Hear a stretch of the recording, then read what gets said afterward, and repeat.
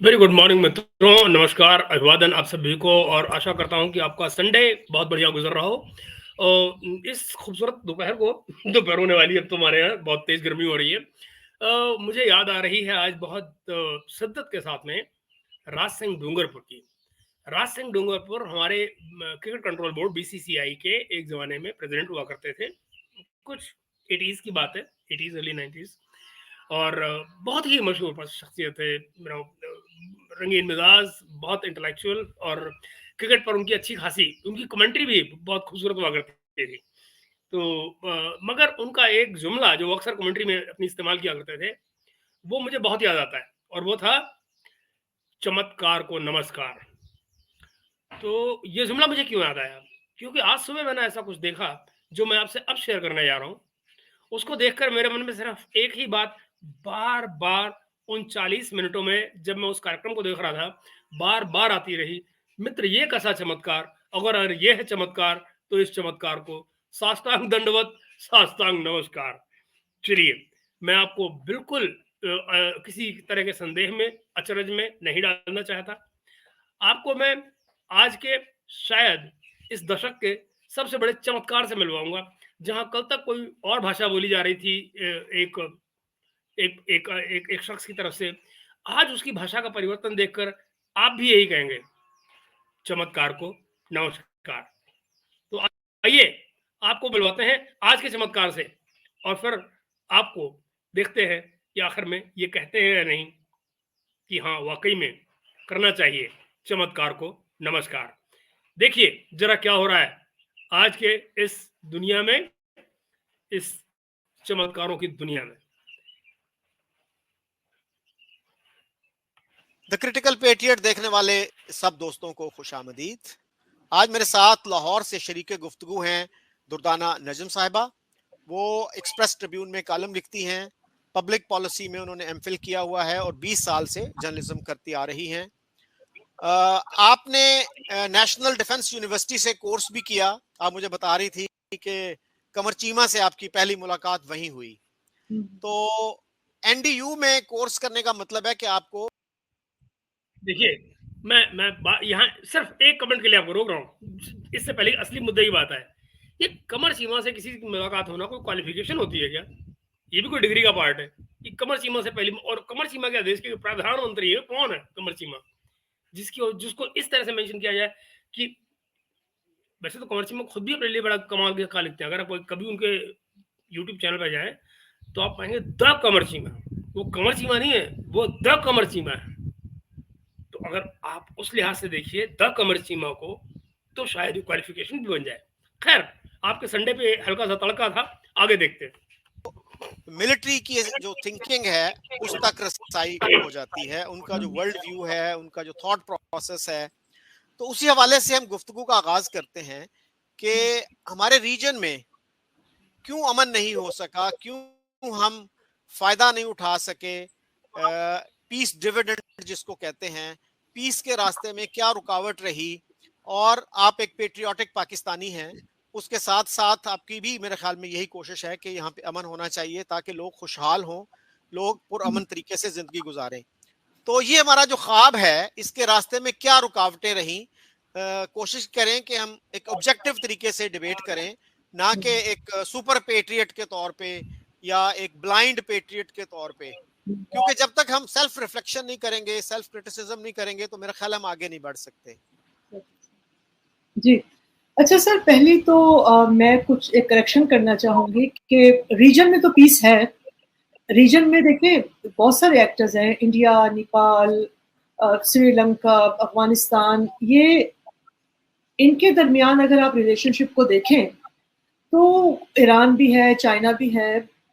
हमें अगर उनको हम इंडिविजुअली इन स्टेट्स को देखें, इनका तज्जिया करें, तो उनके अंदर हमें उनकी कोई ऐसी पॉलिसी नजर नहीं आती कि जिसमें हमें ये लगे कि उनका मकसद ही ये दूसरे से भिड़ जाना है या दूसरे के साथ लड़ना है या किसी के साथ कन्फ्रंट करना है किसी को।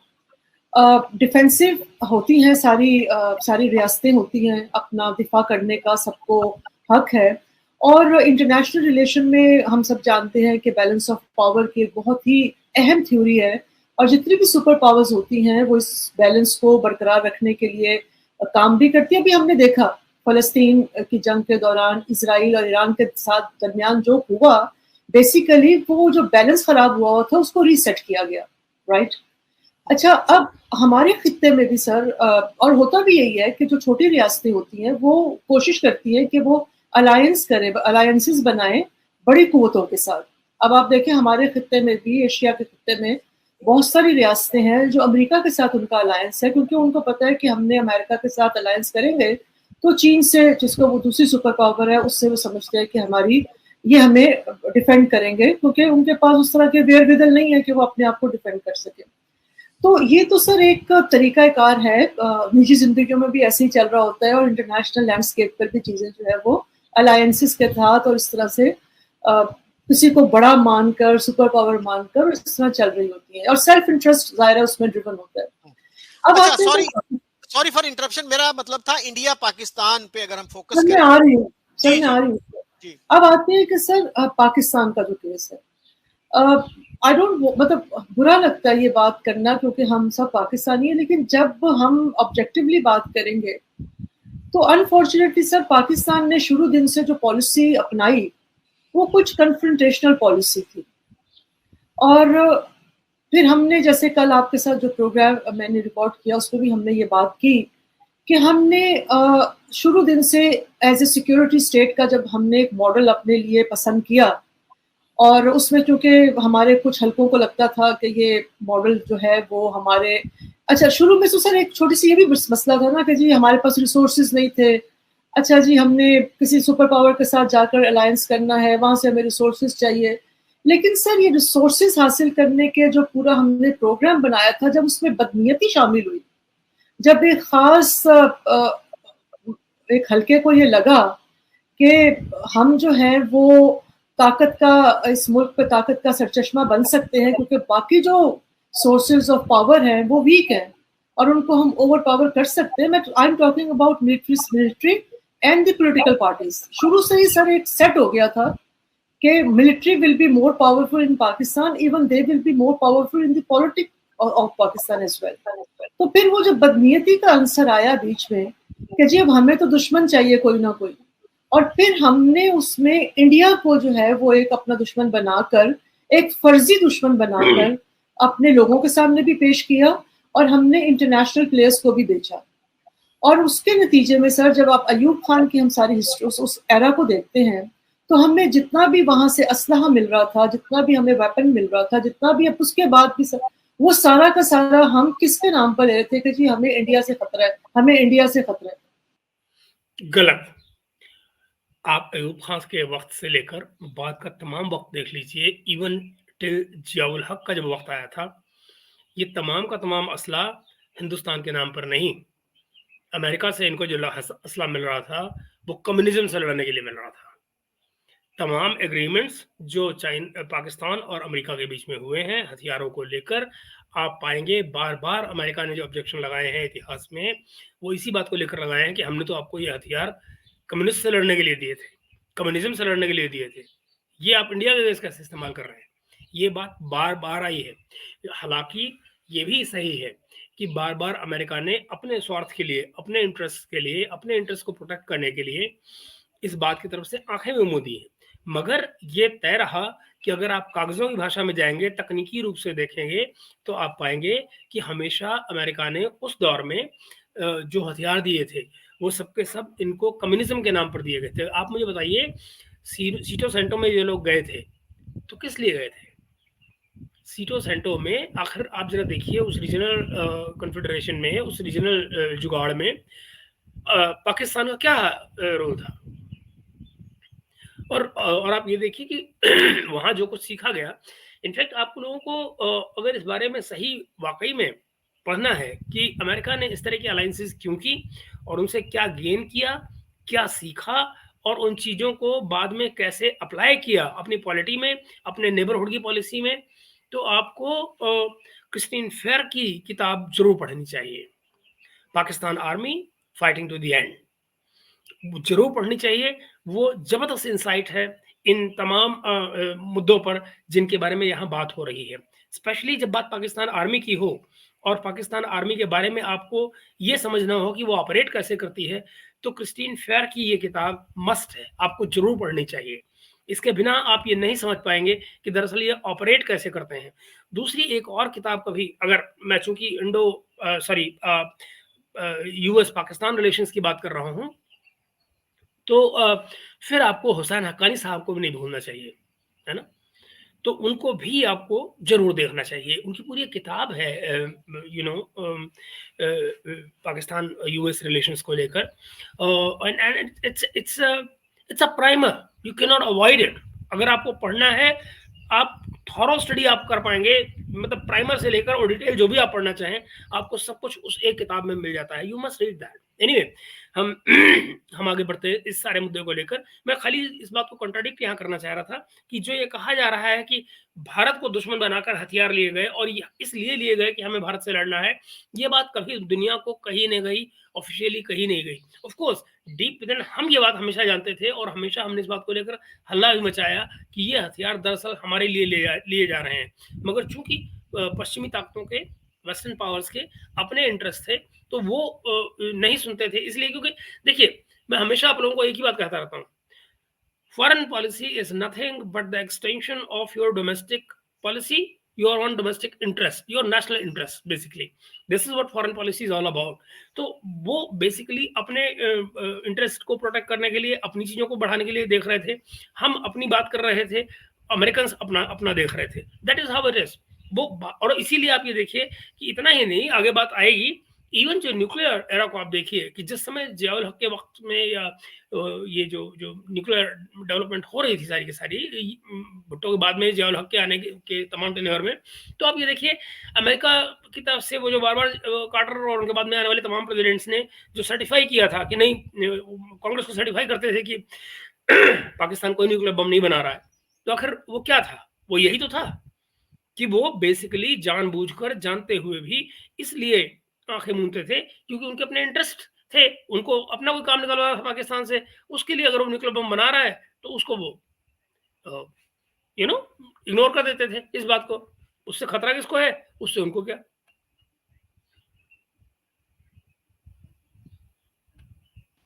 और उसके बाद सर हमने इंडिया से खतरा की ही बुनियाद पर हमने स्ट्रेटेजिक डेप्थ का एक आइडियोलॉजी बनाई और उसको लेकर हमने अफगानिस्तान पर चढ़ाई कर दी और हमने उसको एक हवा बनाया और हमने कहा जी कब हमें अगेन ये क्या है? स्ट्रेटेजिक डेप्थ बना के हमने अफगानिस्तान पर चढ़ाई कर दी। ये कब हुआ भाई? ये तो आप तो अफगानिस्तान में चढ़ाई करने से पहले, चढ़ाई तो अमेरिका ने की थी, आप तो अमेरिका के लिए लड़ रहे थे, उसके पिट्ठू थे आप। और दूसरी तरफ ये कि उससे पहले तो आपने तालिबान बनाने का काम किया था और उसके आपने बाकायदा पैसे चार्ज किए थे, उसमें भी कोई इंटरेस्ट, भारत से दुश्मनी नहीं थी, कतई नहीं थी। आपने सीधे सीधे, आपकी फौज मर्सिनरी बनी थी, यानी किराए की फौज पैसे ले रही थी और बाकायदा आगे वो मतलब खुद भी जिक्र करेंगे कि वो ऑडिट नहीं करने देते थे, यानी कि जो पैसा आ रहा था वहां से, उसमें कुछ फंड था जो सिविलियंस के लिए जा रहा था, कुछ मिलिट्री के लिए जा रहा था। जो मिलिट्री की तरफ जा रहा था उसको ऑडिट करने की नहीं थी टर्म, इसको ऑडिट नहीं किया जाएगा, वो कैसे खाया जा रहा है। तो इसीलिए आप बाद में देखिए कि मिलिट्री के तमाम जनरल्स के, आईएसआई के तमाम जनरल्स के आपको विदेशी अकाउंटों में उनके खाते निकले। तो वो कैसे निकले? वो ऐसे ही निकले कि वो जो अनऑडिटेड अमाउंट्स थे उनकी जेबों में जा रहे थे, भरे जा रहे थे। तो ये कहना कि भारत की दुश्मनी से कोई नेशनल इंटरेस्ट देखा जा रहा था, जी नहीं। भारत की दुश्मनी का नाम लेकर वसूली की जा रही थी और उन वसूलियों से अपनी अपनी जेबें भरी जा रही थी। पाकिस्तान एज अ कंट्री का तो किसी ने सोचा ही नहीं। वो तो साइड, मतलब Pakistan as a country was becoming a tool for these touts of power to basically fill their own pockets. That is what the reality is. Taliban को आपने मुफ्त में नहीं बनाया, तालिबान ने से आपने बनाने के पैसे लिए। जब आपको ये लगा कि यार तालिबान जैसी चीज बना के अफगानिस्तान में किसी को हराया जा सकता है, इतनी बड़ी ताकत को, तो आपको ये भी लगा कि यार इससे तो मैं अपना टेन्योर भी बढ़ा सकता हूँ। और हेंस जो मटेरियल, इस्लामिक मटेरियल जो अमेरिका से छप के आ रहा था, वो आप अफगानिस्तान में बांट रहे थे, वो आपने अपने ही बांटना शुरू कर दिया और एक इस्लामिक सोसाइटी डेवलप कर दी कहीं दूसरे शिद्दत के साथ में। क्यों? क्योंकि आपको या उस फौजी रूल को, जियाउल हक के रूल को चलना था, बढ़ना था, प्रॉस्पर होना था, और उस सब के चक्कर में पैसे लेने थे, वसूली हो रही थी किसी और की कीमत पे। अगर अपने को पैसे मिल रहे हो सो बी इट। इसमें ये कहना कि अफगानिस्तान में हमने चढ़ाई कर दी, कोई चढ़ाई नहीं की। वो किराए की फौज थी जो अमेरिका के लिए काम कर रही थी पैसे लेकर। इंडिया इसलिए खतरा है कि इंडिया अफगानिस्तान में आकर अपनी पसंद की हुकूमत बनाएगा और वहां से पाकिस्तान को डिस्टेबलाइज करते करते उसको खत्म कर देगा। फिर हमने जरा सोचिए, ये कहना, मैं आपको ये क्या कहूं, मैं I think I should go back a little, because ये आपको दोबारा सुनना चाहिए जरा क्या कह रहे हैं मोहतरमा। Powerful in the politics of Pakistan as well. तो फिर वो जो बदनीयती का आंसर आया बीच में कि जी अब हमें तो दुश्मन चाहिए कोई ना कोई, और फिर हमने उसमें इंडिया को जो है वो एक अपना दुश्मन बनाकर, एक फर्जी दुश्मन बनाकर अपने लोगों के सामने भी पेश किया और हमने इंटरनेशनल प्लेयर्स को भी बेचा। और उसके नतीजे में सर जब आप अयूब खान की हम सारी हिस्ट्री उस एरा को देखते हैं तो हमें जितना भी वहां से असलहा मिल रहा था, जितना भी हमें वेपन मिल रहा था, जितना भी, अब उसके बाद भी सर वो सारा का सारा हम किसके नाम पर ले रहे थे कि जी हमें इंडिया से खतरा है, हमें इंडिया से खतरा है। और उसके बाद सर हमने इंडिया से खतरा की ही बुनियाद पर हमने स्ट्रेटेजिक डेप्थ का एक आइडियोलॉजी बनाई और उसको लेकर हमने अफगानिस्तान पर चढ़ाई कर दी और हमने उसको एक हवा बनाया और हमने कहा जी कब हमें इंडिया इसलिए खतरा है कि इंडिया अफगानिस्तान में आकर अपनी पसंद की हुकूमत बनाएगा। रुको, अब जरा बताओ, ये इंडिया अफगानिस्तान में कैसे आएगा, जरा समझाना मुझे। बॉर्डर तो आपके यहाँ से जाता है, वाघा आपने बंद कर रखा है, रास्ता तो आपने बंद कर रखा है, चाबहार अभी पिछले महीने हमारे हाथ लगा है, 10 साल से हम उसके साथ काम कर रहे हैं। तो मुझे बताइए, अफगानिस्तान जो कि लैंडलॉक्ड कंट्री है, हम हिंदुस्तान कैसे अफगानिस्तान जा रहा था, कैसे वहां से पाकिस्तान में क्या कर रहा था, कैसे, आई मीन हाउ यार, उड़ के चले गए कहाँ? मतलब उड़ने का रास्ता भी तुम्हारे यहाँ से था भाई, क्या कर रहे हो, कैसे? कुछ नक्शे में देखो तो सही, अफगानिस्तान कहाँ है, पाकिस्तान कहाँ है, इंडिया कहाँ है? हिंदुस्तान अफगानिस्तान कैसे जा सकता है बिना पाकिस्तान हुए हुए? और दूसरा रास्ता क्या बनता है? समुद्र के रास्ते, ईरान के जरिए। ईरान भी तो आपके साथ ही था उस टाइम पर, जिस वक्त की आप बात कर रहे हैं उस वक्त तो ईरान आपका क्या कहते हैं, इस्लामिक ब्रदरली मुल्क था। तो फिर तो लफड़ाइच नहीं कोई। ये क्या हो रहा है भाई? हमें कहाँ से तुमने अफगानिस्तान भेज दिया? मतलब पाताल लोग हमारे यहाँ हमारी हिंदू मैथोलॉजी में होता है, मुझे नहीं पता कि इस्लामिक मैथोलॉजी में भी होता है क्या? कैसे, कौन से रास्ते से चले जाएंगे भाई अफगानिस्तान? बात तो जहां तक मुझे याद आ रहा है, ये कोल्ड वॉर एरा की बात हो रही है, तो अफगानिस्तान के पीछे जाने के पीछे खतरा तो वो रशियंस का हुआ करता था कि वो गर्म पानी तक आ जाएंगे, रशियंस गर्म पानी तक आ जाएंगे, रशियंस की बात हुआ करती थी। ये इंडियंस बीच में कहां से आ गए? और वहां से पाकिस्तान को ना ना ना, एक वो हामिद हामिद गुल हुआ करते थे, आपको याद होगा, इनकी आईएसआई के हेड हुआ करते थे। वो उनका बड़ा फेमस जुमला हुआ करता था, और वो कहते थे कि अफगानिस्तान बहाना है, पाकिस्तान निशाना है। याद है आपको? आप अभी भी देखिए, उनके वीडियोस पड़े हुए यूट्यूब पर।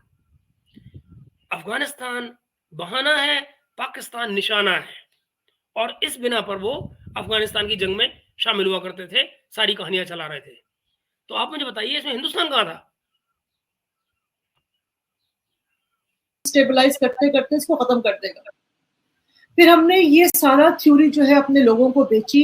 इसको बेचने के लिए फिर क्या जरूरी था कि इसके अंदर हिंदू हेट्रेड भी पैदा किया जाए, अपनी हिस्ट्री को डिस्टॉर्ट भी किया जाए, और जो हमारी माजी की हिस्ट्री थी उसको ग्लोरीफाई भी किया जाए। तो सर प्रॉब्लम बेसिकली जो है वो मैं समझती हूँ कि कुछ ममालिक में, जिसमें पाकिस्तान भी शामिल है, अगर हम अपने ये सार्क की जो कंट्रीज है इन्हीं की बात कर लें, इन्हीं के ऊपर तो सबसे ज्यादा जो मेरा ख्याल है जो बैगेज है यहाँ अनरेस्ट का। और यार मुझे समझ नहीं आ रहा, मुझे समझ नहीं आ रहा, मैं हंसूं कि रोऊं कि क्या करूं? मुझे एक बात बताओ, मैं पहचानने की कोशिश कर रहा हूँ, ये दुर्दाना नजमी है या कोई और है? आई मीन गौर से देखिए, is it Durdana Najam? I mean कैसी बातें कर रहे हैं? बैगेज ऑफ अनरेस्ट पाकिस्तान के ऊपर है, तो भाई मेरे ये क्या है? हैं? ये तो आप ही है ना? ये मुख्तार अंसारी आपको ही नजर आ रहा था ना कि ये तो grand funeral, I mean grand funeral. आपने अभी जिक्र भी किया इनका, हरिमोहन जी का, अपने इसी इंटरव्यू में। मैं हैरान हूँ, ये दोदाना नजम है। आपकी ट्वीट्स देख लीजिए, हुजूर गवाह हैं। ये हुआ क्या पिछले 2 दिन में भाई? अभी पिछले हफ्ते तक तो आप कुछ और थे। अपन समझ नहीं आ रहा भाई, ये हुआ क्या? ये रातों रात क्या हो गया भाई इस हफ्ते में? समझ नहीं आ रही कुछ कहानी। मतलब एक वो मोहतरमा 2019 का कोई और लैंग्वेज बोला करती थी, आज वो चरण वंदना कर रही है मोदी जी की, और अब आज इनको भी कुछ हो गया। ये अल्लाह, क्या हो रहा है भाई? काफिरों के साथ ऐसे मोहब्बत, ऐसे नहीं होना चाहिए। पीस ना प्रिवेल होने देने का रीजनल कंट्रीज में से मेरा ख्याल है ज्यादातर जो ओनस है वो पाकिस्तान के ऊपर। अब जाहिर सी बात है, हमने अभी मैं पढ़ रही थी कि 1965 की हमने जंग में क्या क्या गलत चीजें ब्रॉडकास्ट की। हमने सारी जंगों का इब्तदा हमने खुद की, और सारी जंगों की इब्तदा करने के बाद हमने अपनी कौम को फिर ये भी बताया कि नहीं, ये जंगे जो है वो इंडिया ओरिजिनेट कर रहा था, और फिर वो आपको पता होगा कि जी लाहौर में उन्होंने कब्जा कर लेना था वगैरह वगैरह। और फिर उसके बाद सर हमने जब 1971 हो गया तो हमने फिर एटम बम बनाना था, क्योंकि अब वो एटम बम भी हमने इंडिया के कांधे पर रखकर जो है वो उसकी सारी थ्योरी क्रिएट की कि जी हमें जरूरत है, वरना बाकी जो पाकिस्तान है वो भी टूट जाएगा, वो भी खत्म हो जाएगा। ये पाकिस्तान बाकी कैसे बचेगा? मैं तो हैरान इस बात पे होता हूँ। मुझे अभी तक याद है 71 की जो जंग हुई थी, 71 की जंग में जंग के बाद में जनाब वो क्या कहते हैं, इनके जो पीपल्स पार्टी के जो उस तरह उस समय प्राइम मिनिस्टर थे और तब तक फॉरेन मिनिस्टर थे, जुल्फिकार अली भुट्टो साहब, उनका ये कहना था कि अच्छा हुआ ये अलग हो गए, पाकिस्तान बच गया, पाकिस्तान बच गया। उनका कहना था कि अच्छा हुआ बंगाल अलग हो गया, पाकिस्तान बच गया। मतलब वो दोनों हिस्सों को अलग अलग ही मानते थे। एक बात मैं आपको किसी अगले वीडियो में या किसी दिन में, मुझे लगता है कि इस हिस्ट्री पर हमें एक बार दोबारा से काम करना चाहिए। हामिद मीर साहब का एक उनका एक प्रोग्राम है कैपिटल टीवी, जिसको मैं आज भी वो करते हैं जियो टीवी पर। आपको उसका एक क्लिप दिखाऊंगा, अगले प्रोग्राम में दिखाता हूँ। मेरे ख्याल से करना चाहिए, आज संडे का दिन, आज इस खेल में लगते हैं, जरा दिखाता हूँ आपको। जहां पर वो बताते हैं कि जनाब अयूब के वक्त में अयूब ने अपने यहाँ के एक, और ये बाकायदा दर्ज है, वो किताब दिखाते हैं जिस किताब में वो दर्ज है, कि एक किसी रिटायर्ड जज को उन्होंने भेजा था ईस्ट पाकिस्तान में, देन ईस्ट पाकिस्तान में, उनकी लीडरशिप के पास, ये कहने के लिए कि भाई आप लोग हमसे अलग क्यों नहीं हो जाते, आप लोग हमसे अलग क्यों नहीं हो जाते। तो उन्होंने कहा कि भाई अगर इन टर्म्स ऑफ डेमोक्रेसी देखिए तो नंबर में, संख्या में हम बंगाली पॉपुलेशन के लिहाज से आपसे ज्यादा है, तो असली पाकिस्तान तो हम हैं। तो बजाय हमें ये कहने के कि आप हमसे अलग हो जाए, आप खुद क्यों नहीं हमसे अलग हो जाते? और वो चले आए अपना समूह बना के। मैं आपको ये चीज आज दिखाऊंगा, ये चीजें हैं जिनको हमें याद रखना चाहिए। Let me show it to you later today. तो बल्कि मेरे से गलती हो गई, मुझे वो क्लिप निकाल कर रखनी चाहिए थी, इसी प्रोग्राम में लगाया था, आपको तो मजा आता देखने का। बट आप जरा कल्पना कीजिए कि ये कहना कहां तक जायज बनता है कि जबकि सारी की सारी कहानी अंदर से चल रही थी। भारत के ऊपर तो कोई गुस्सा था ही नहीं। पाकिस्तान हमेशा से चाहता था कि इन बंगालियों से जान छुड़ाओ, ये गंदगी हमारे गले कहां से पड़ गई। भाई उनसे जो माल निकालना था वो उन्होंने निकाल लिया था, उसको लगाकर वो जो आपने सुना होगा वो बड़ा मशहूर जुमला, पटसन की महक आती है लाहौर की सड़कों से, वो सब बातें आपने सुनी होंगी। तो मैं उस पर क्या जाऊँ वापस। लेकिन जरा और देखिए कि और नई नई कहानी क्या लेके आ रहे हैं हिस्ट्री में। मतलब जिस हिस्ट्री को डिस्टॉर्ट करने की बात हो रही है, उस हिस्ट्री को मोहतरमा खुद भी डिस्टॉर्ट कर रही है। हमने रियल इश्यूज की तरफ कभी गए नहीं कि हमारे गवर्नेंस के असल इश्यूज थे। जो पाकिस्तान टूटा था वो पाकिस्तान इसलिए तो नहीं टूटा था क्योंकि इंडिया जो था वो बहुत एक मजबूत हमसाया मुल्क था और उसकी नजर पाकिस्तान को तोड़ने पर थी, फिर तो वो पूरा पाकिस्तान तोड़ देते आकर। आपने उनको एक कॉलोनी बनाकर रखा बंगालियों को, आपने बंगालियों का मजाक उड़ाया, आपने बंगालियों की जमीन के ऊपर अपनी फैक्ट्रियां बनाई, पाकिस्तान के जो पंजाबी हैं उनका इस्तेहसाल किया, और उसके बाद फिर वहां फौज ने जो कुछ किया, जो शर्मनाक काम वहां किए, फौज के साथ जमात इस्लामी ने जो शर्मनाक काम किए, और फिर वो सारा जब हमने जाहिर सी बात है फिर वहां obviously we strengthen the hands of the enemy, so-called enemy, and then the rest is history. मैं भैया हैरान हूं। अब आप कहेंगे ना चमत्कार को नमस्कार क्यों है? ये चमत्कार को नमस्कार है क्योंकि एक एक लफ्ज जो दोदाना जी कह रही हैं वो सही है, मैं उससे डिसएग्री कर ही नहीं सकता। इसलिए नहीं कि हमें सूट करता है नहीं करता, बट ये वो नैरेटिव है जिसको अब तक हम कह रहे थे। और एक नाम जिसका है जिक्र करना जरूरी है, वो शर्मिला बोस, सुभाष चंद्र बोस की वो ग्रैंड डॉटर वगैरह का जो नाम आता है, उनकी वो सो कॉल्ड किताब है, मैं तो उसको किताब मानता ही नहीं, खैर बकवास है वो बकर, मगर फिर छपी है तो कहना पड़ता है। मतलब एक वक्त था कि पाकिस्तान में ऑलमोस्ट हर दूसरे तीसरे शो में जब भी भारत पाकिस्तान ईस्ट पाकिस्तान के ऊपर बात होती थी तो उस किताब का जिक्र किया जाता था कि साहब शर्मिला बोस की किताब देखिए। और उसका जिक्र इसलिए किया जाता था कि जिन एट्रोसिटीज का दो दाने जिक्र कर रही हैं, इन एट्रोसिटीज को वहां पे डिनाई किया गया है कि वो तो पाकिस्तानी फौज ने तो कुछ किया ही नहीं, वो तो अच्छे बच्चे थे या फुटबॉल खेलने आए थे और बेचारे फंस गए और हिंदुस्तानियों ने मार दिया उनको। मैं सरकास्टिकली कह रहा हूँ, पन इंटेंडेड, फुटबॉल खेलना लिखा नहीं उस किताब में, but what I am trying to say is कि बेसिकली जैसे कि नहीं वो तो हिंदुस्तानियों ने बढ़ा बढ़ा के बता दिया, ना तो इतना कुछ हुआ, ना उन्होंने इतना कुछ किया, कहाँ इतने रेप हुए। मतलब ऐसे फ्रैंकली स्पीकिंग, इवन चाहे कहीं की भी फौज हो और वो कहीं भी इस तरह की हरकत करे, कोई एक रेप भी उतना ही बड़ा गुनाह है जितना 100। मगर ये इस तरह की बात को इस तरह से अंडरमाइन करना और ये कहना एज इफ कि कुछ हुआ ही नहीं, मतलब कहानियां सुननी चाहिए। मैं जर्मनी का एक शहर है क्लोन, जहां हमारे एक दोस्त काम करते थे, उज्जवल भट्टाचार्य, अब तो रिटायर हो गए वो जनाब। मैं उनके साथ वहाँ था तो जो वहाँ की बंगाली सर्विस थी डॉइचे वेले की, उस टाइम पर मेरा उन्होंने तारुफ करवाया था वहाँ किसी से, मिला, हम लोग बैठे थे एक साथ ही बात कर रहे थे और वो हमें कहानियां सुनाते थे। वो जो सज्जन वहाँ पे काम कर रहे थे वो उस समय पर मुक्ति वाहिनी के साथ काम करते थे और यू नो कम्युनिकेशन में काम करते थे, वो कम्युनिकेशन के वर्क में, जो उनका कम्युनिकेशन नेटवर्क जो था उसको एस्टेब्लिश करने में उनका हाथ था। और वो वहाँ डॉइचे वेले में मिले थे मुझे, वो कहानियां सुनाते थे उस वॉर की। तो मैं कहना ही चाह रहा हूँ कि मित्रों, ये जो बात कही जा रही है, ये जो मोहतरमा कह रही हैं, बिल्कुल सही कह रही हैं।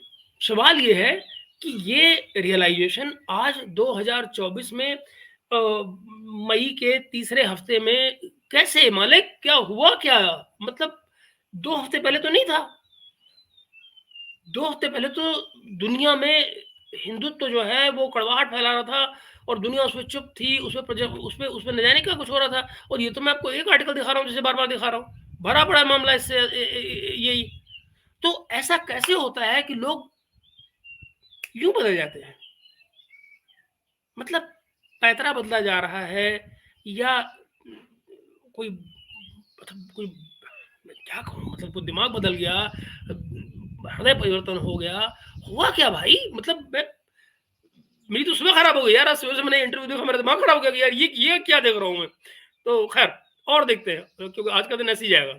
तो सर रीजन में अब आप देखें सार्क के कितना अच्छा एक कुछ मुल्कों का अलायंस है, वो क्यों नहीं आगे बढ़ सका? Because of India Pakistan relationship जो कि कभी बनी नहीं। अगर इंडिया और पाकिस्तान की रिलेशनशिप जो है वो ठीक होती, उनके अंदर कशीदगी ना होती, तो खित्ते को कितना फायदा हो सकता था इस अलायंस के तौर पर। इसके अंदर बहुत सारा जो था वो पोटेंशियल था। जी अच्छा दुर्दाना, हमारे यहाँ जो है ना, जो पॉपुलर डिस्कोर्स, ये बात मैं अगेन एग्री करता हूँ। दुर्दाना जी यहाँ जो बात कह रही हैं उससे मैं 100% इत्तेफाक करता हूँ कि पोटेंशियल सार्क का बहुत था, सार्क के बाकी मुल्क साथ थे।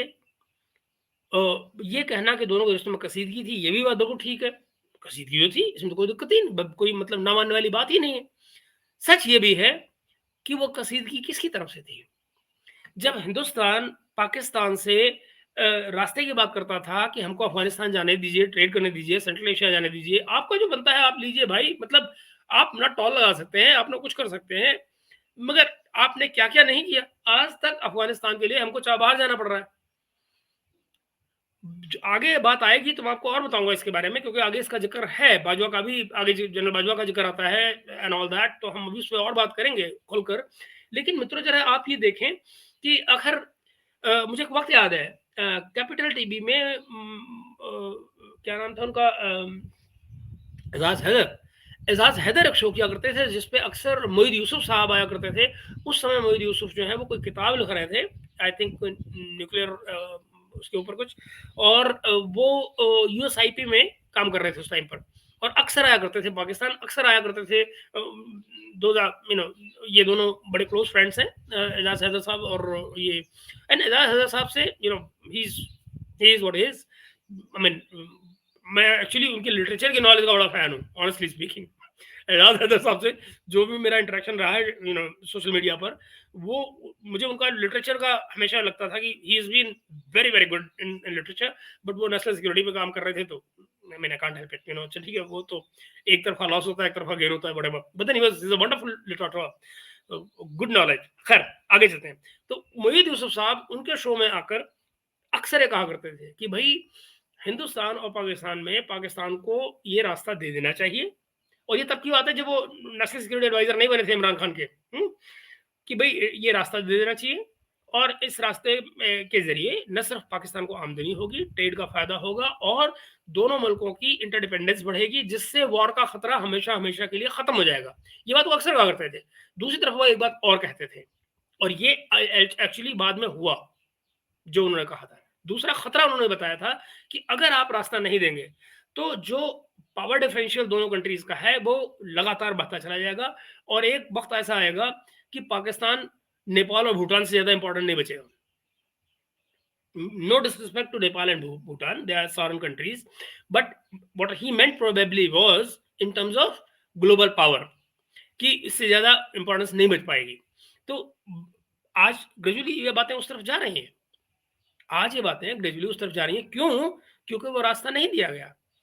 हिंदुस्तान ने अपना रास्ता ढूंढ लिया, अफगानिस्तान ने अपना रास्ता ढूंढ लिया। आपने अफगानिस्तान को बात बात पे उनका रास्ता बंद करके, बॉर्डर बंद कर करके उनकी यह हालत ला दी कि वो कहीं तजाकिस्तान से तो कहीं ईरान से मिलके उन्होंने अपने रास्ते ढूंढ लिए। उनके रास्ते तैयार हो रहे हैं, रास्ते अगर किसी के बंद हो रहे हैं तो वो खुद आपके बंद हो रहे हैं। आपका इकोनॉमी का रास्ता बंद हो रहा है, आपका जो ग्लोबल पोजिशनिंग का रास्ता था वो बंद हो रहा है, और जो एक जिस जिस क्या कहते हैं, जिस जियोग्राफिकल पोजीशनिंग के लिए ये खुश होते थे कि हमारी जियोग्राफिकल पोजीशन ऐसी है कि साहब दुनिया जो है वो हमारे पैरों में पड़ी रहेगी, बिना हमारे दुनिया का काम नहीं चलेगा। दुनिया का काम चल गया, दरअसल काम किसी का रुका तो वो आपका। और सुनते हैं कि दुदाना जी में और क्या परिवर्तन आया आज रात। जो नैरेटिव है, आप उर्दू अखबार अगर पढ़ें तो वहां पे हमेशा ये कहा जाता है कि इंडिया हमारा अजली दुश्मन है, उसके साथ साथ वो कहते हैं मक्कार दुश्मन है, यानी इटर्नल एंड कनिंग एनिमी। तो इस तरह की जब आप लैंग्वेज इस्तेमाल करेंगे, अपने अवाम को ये मैसेज देंगे, तो फिर जब आप अच्छे ताल्लुकात भी चाहेंगे तो वो फिर अवाम उसको बाय नहीं करते। जैसे ये कहा जाता है कि जनरल बाजवा ने एक इनिशिएटिव लिया इंडिया के साथ पीस का, तो उन्होंने कहा मीडिया वालों को कि भाई इसको रास्ता इसका हमवार करें, इंडिया पाकिस्तान पीस के हक में बात करें। तो उन्होंने कहा भाई इतने अरसे से हम ये दूसरा चूरन बेच रहे हैं, रातों रात हम ये चूरन बेचना शुरू कर दें तो people will laugh at us. तो ये जो चीज है ये हमारे खिलाफ ही गई है, और हमने जो डिफेंस के साथ ऑब्सेशन कर ली शुरू से ही, उस पे आप ये देखें ना, हुसैन हक्कानी साहब कई दफा ये बात कर चुके हैं कि जब पाकिस्तान बना तो हमें कुछ 17% रिसोर्सेज मिले, आबादी शायद इससे कुछ ज्यादा थी, लेकिन फौज जो हमें मिली वो 34% थी। तो उस फौज को जस्टिफाई करने के लिए उस साइज को, तो हमने थ्रेट परसेप्शन को एग्जैजरेट कर दिया, और उसी का जो है ना खमियाजा हम आज तक भुगत रहे हैं। बोगरा साहब हमारे प्राइम मिनिस्टर थे 50s में, उन्होंने कहा था कि अगर अवाम को भूखा भी मारना पड़ा तो कोई बात नहीं, डिफेंस वीक नहीं होना चाहिए। तो भाई डिफेंस किसका करना है आपने? लोग अगर भूख से मर जाएंगे तो डिफेंस किस चीज का करोगे? तो ये जो चीज है ना, ये जो हमारी थिंकिंग है कि हमने कोई सीरियस रिसर्च नहीं करनी। अगर इंडिया को आप सीरियसली समझते हैं कि एग्जिस्टेंशियल थ्रेट है, तो फिर आपके रवैये से भी ये नजर आना चाहिए कि आप उसको सीरियसली लेते हैं। आपने कितना सीरियस एकेडमिक वर्क इस पे किया है, कितने सीरियस एकेडमिक्स आपने प्रोड्यूस किए हैं जो इंडिया की इकोनॉमी को, इंडिया की पॉलिटिक्स? ये बहुत बढ़िया बात कर रहे हैं शकील भाई। शकील भाई गजब की बात कर रहे हैं। 2015-16 के आसपास, 15 के में जब मैं था पाकिस्तान के अंदर, मुझे याद है ये सवाल मैंने वहाँ उठाया था।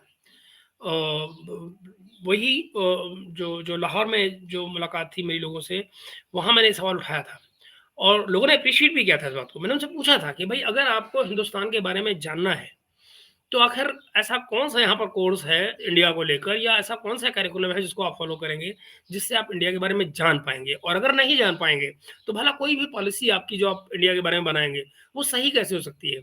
कोई भी एकेडमिक यहाँ पर वर्क क्या भारत को लेकर हो रहा है, और अगर नहीं हो रहा है तो भला आप कैसे ये उम्मीद कर रहे हैं कि किसी भी तरह से कोई बेहतरी आ सकती है चीज़ों की, क्योंकि एक्सचेंज तो कोई है ही नहीं ना तो कोई एकेडमिक एक्सचेंज है। किताबों पर आवाजाही पर किताबों की जो है वो रोक लगी ही रहती है, कभी हाँ कभी ना चलता रहता है। तो मित्रों ये एक सीरियस कंसर्न है, और इस बात को आई मस्ट एडमिट कि पाकिस्तान में लोगों ने अप्रिशिएट किया था इस बात को कि यार ये बात तो सही है कि हमारे यहाँ तो कोई सोर्स ही नहीं है जानने का कि हम कैसे जानें। कम से कम लाहौर में ये रिस्पॉन्स मुझे लोगों का मिला था। कराची में इस बारे में मेरी बात ही नहीं हुई थी लोगों से।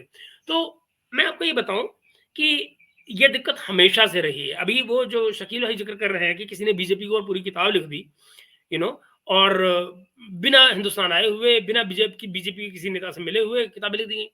मैं आपको उसमें कुछ और भी बताऊंगा, लेकिन वो उस रेफरेंस में जो आगे दोदाना जी कहेंगे उनको पहले कहने दीजिए, फिर मैं आपको बताता हूँ कुछ, वो इंपॉर्टेंट है।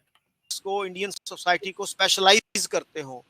एक हमारे दोस्त हैं कायदे आजम यूनिवर्सिटी में, मुजीब अफजल साहब, उन्होंने बीजेपी पे थीसिस लिखा, गालिबन पीएचडी का थीसिस है वो, लेकिन वो कभी इंडिया नहीं गए।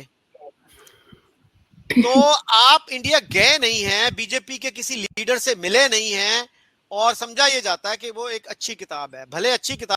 रुको, अब आप मुझे ये बताओ, सेम लॉजिक, ये जो शकील भाई लॉजिक लगा रहे हैं, आप इंडिया गए नहीं, आप बीजेपी के लीडर से मिले नहीं, लेकिन आप उस बारे में किताब लिख रहे हैं, राइट?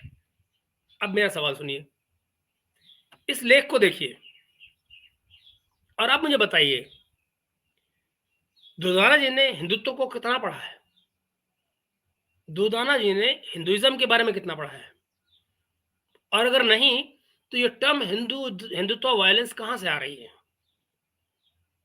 तो इस लॉजिक पर अगर ये जो शकील भाई लॉजिक लगा रहे हैं, इस लॉजिक पर तो दोदाना जी भी फेल होती हैं, क्योंकि वो तो आज तक लगातार इस बारे में लिखती रहती हैं। मुझे याद है कि एक जमाने में कुछ साल पहले इन्होंने मुझसे बात पूछी थी, आप इस्लाम पर कैसे बोल सकते हैं, आपने कौन सा कुरान पढ़ी है? ट्विटर पर उन्होंने लिखा था मुझे। तो मैंने इनसे पूछ लिया था काउंटर क्वेश्चन में कि मोहतरमा आपसे किसने कहा कि मैंने नहीं पढ़ी? तो न तो उन्होंने उसका जवाब दिया, और फिर एक लंबी कई सालों की साइलेंस हमारे बीच रही, तो what I'm saying is with due respect to her, because whatever she's saying is absolutely correct.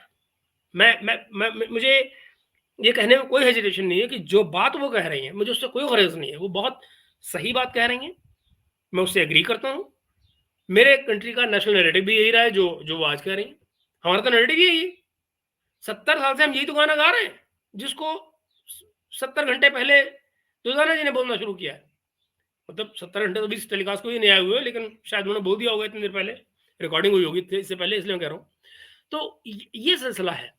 तो आगे जरा देखिए कि इस पे और क्या बात हो रही है।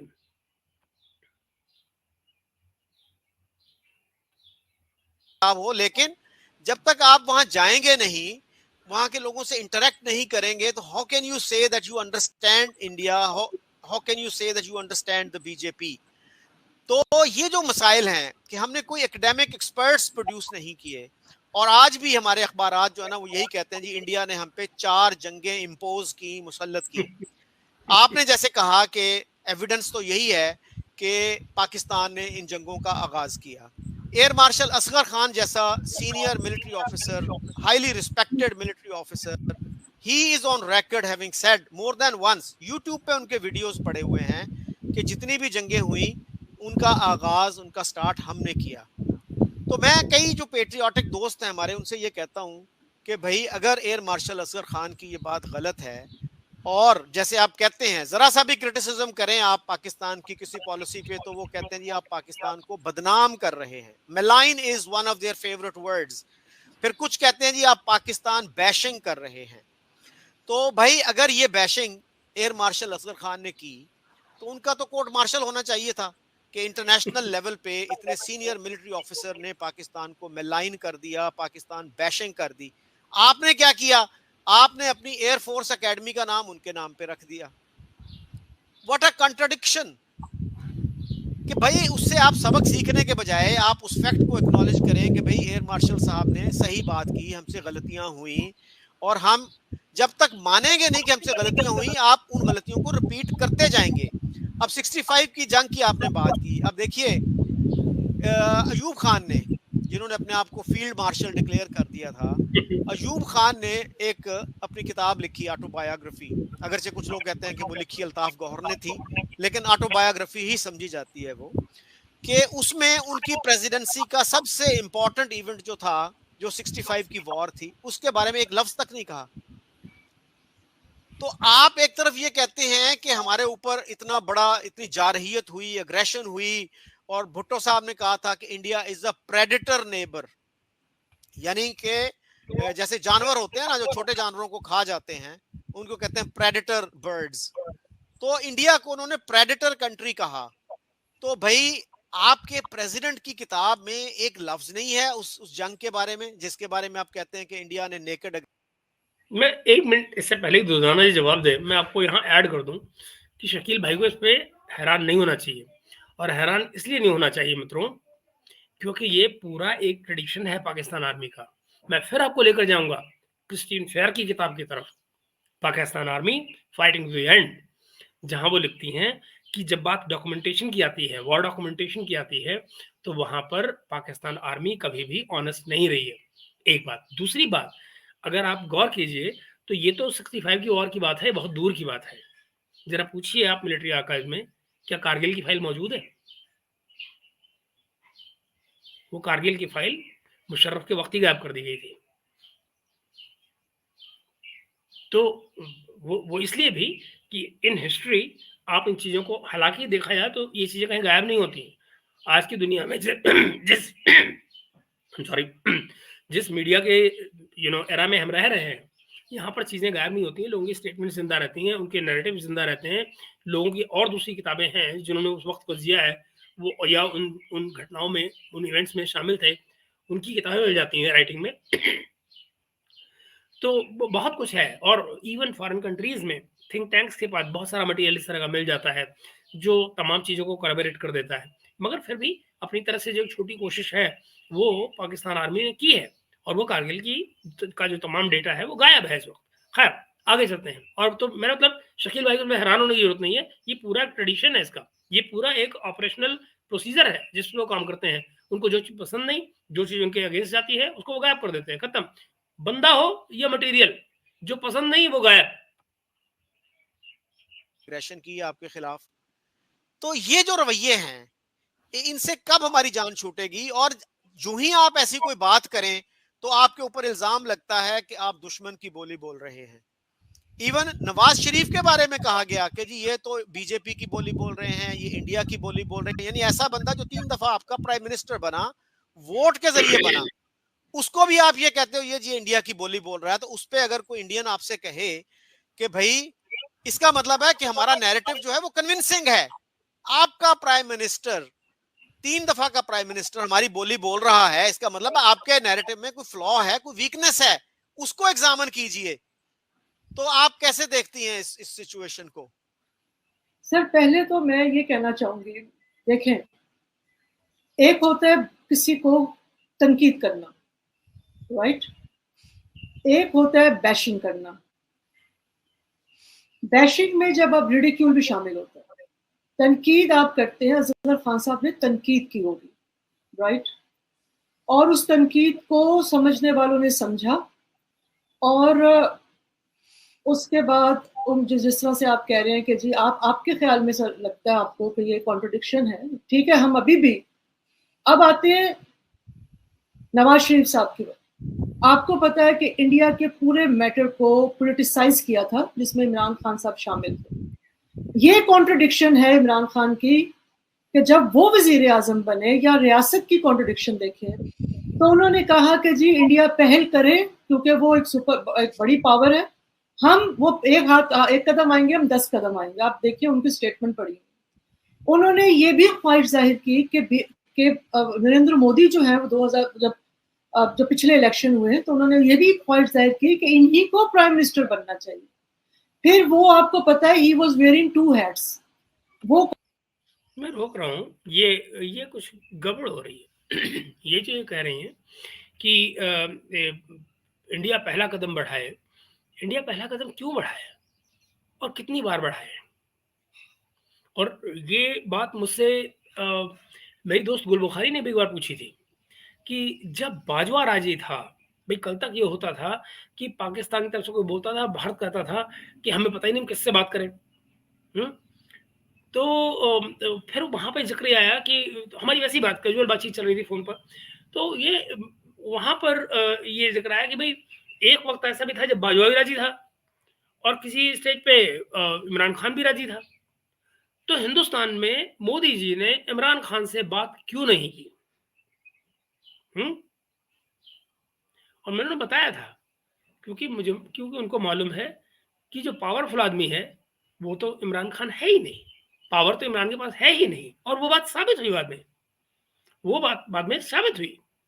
तो इसलिए ये कहा जाना, अब खैर, तो मैं जस्ट एक बीच में इंसर्शन था, मैं जरा डाल दूं कि ये भी एक आर्गुमेंट है जो बहुत लोगों ने बीच में दिया है कि व्हाई डिडंट सेकेंडली इंडिया पहल क्यों करता भाई? मतलब 70 सालों से भारत ने पहल करने का ठेका ले रखा है भाई गॉड। कभी वो अमन की आशा के नाम पे आंटियां आती रही, कहीं कुछ, और अल्टीमेटली निकल के क्या आता है? कहीं कारगिल, कहीं टेररिस्ट अटैक, कहीं पुलवामा, कहीं पठानकोट, कहीं उड़ी, पता नहीं क्या क्या। I'm sorry. So it's I really don't understand why, अच्छा फिर पता क्या होता है? एक और चीज, बिकॉज इंडिया बड़ी ताकत है इसलिए इंडिया पहल करे, इसलिए इंडिया इनिशिएटिव ले, इसलिए इंडिया ये करे। और जब इंडिया ये सब करे तो ओहो देखो इंडिया हेजेमोनिक हो रहा है, ये इंडिया हेजेमोनिक पावर है, ये हमारे ऊपर अपना कब्जा दिखाना चाह रहा है, हमारे ऊपर सुपीरियरिटी दिखाना चाह रहा है, फिर ये लैंग्वेज बोली जाती है। सो चैन हिंदुस्तान को किसी भी तरह से नहीं मिलेगा, ये तय है। और यही रीजन है कि हिंदुस्तान ने जो पॉलिसी अडॉप्ट कर रखी है वो कर रखी है। आगे देखिए।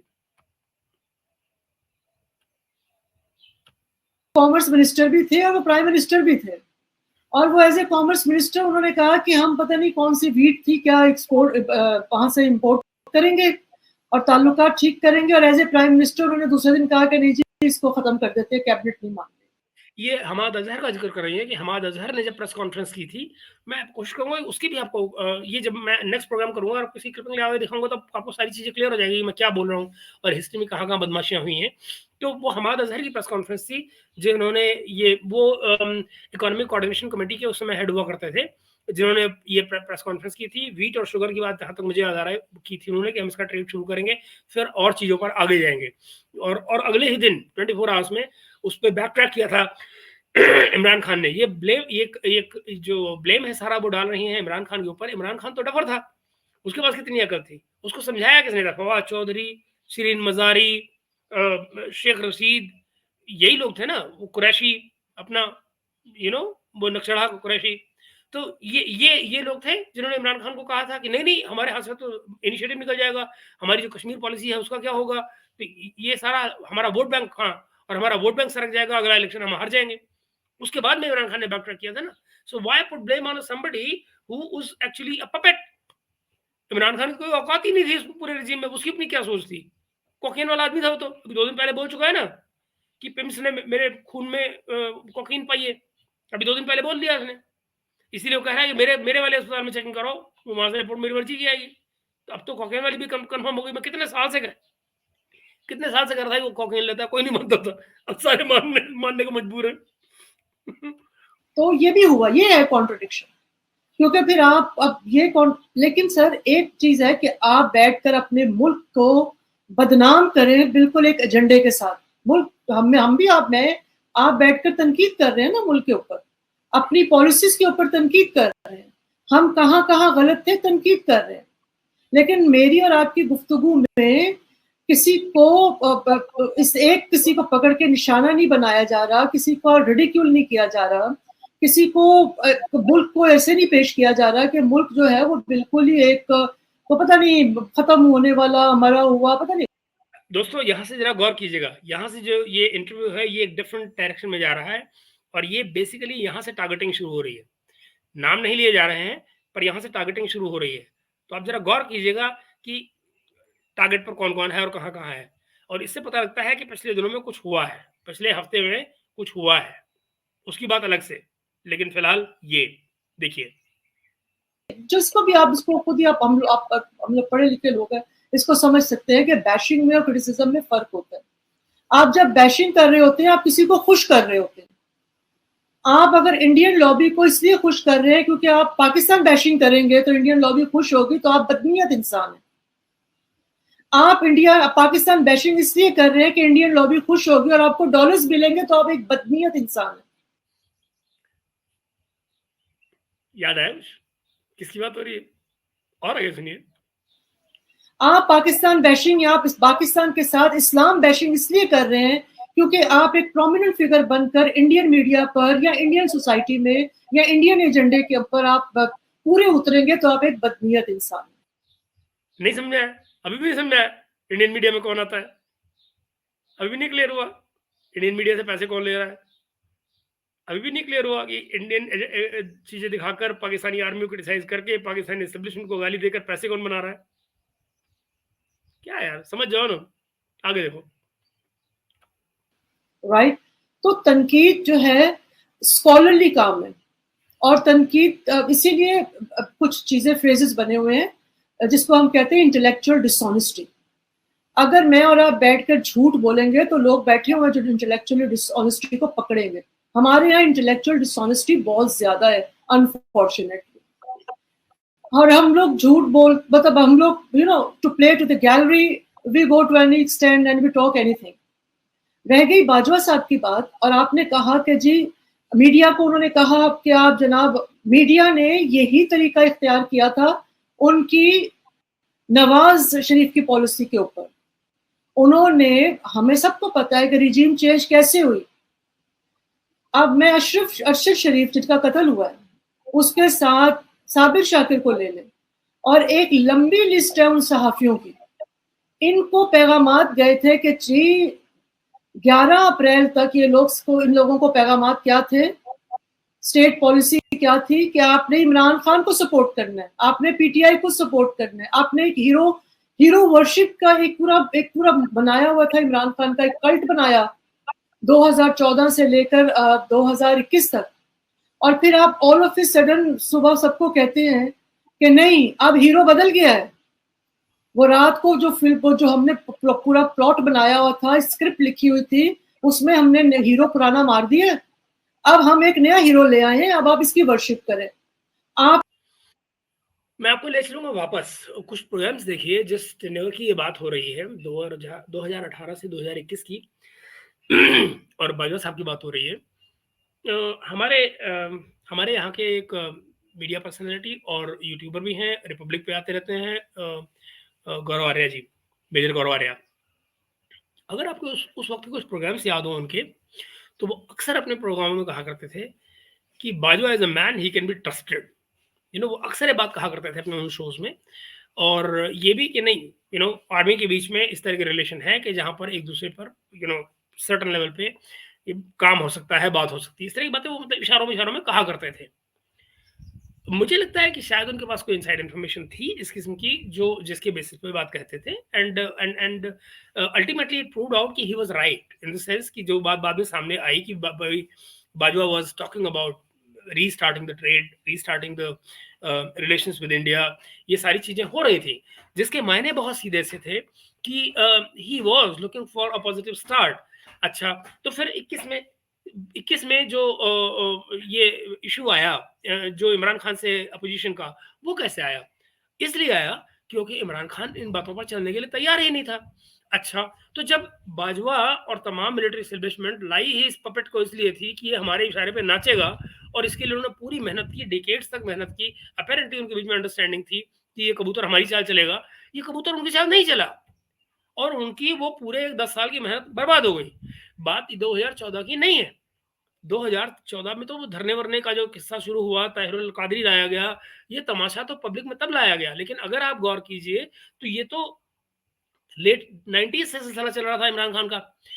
इसकी कहानी तो बहुत पुरानी मिलती है, इसकी जड़ें जो जाती हैं वो तो लेट 90s में जाती हैं। अगर आप गौर से देखिए ये 14 और 21 के बीच में तो वो हिस्सा है जो 2014 से 2021 के बीच का, जो कि it was on full display in public life.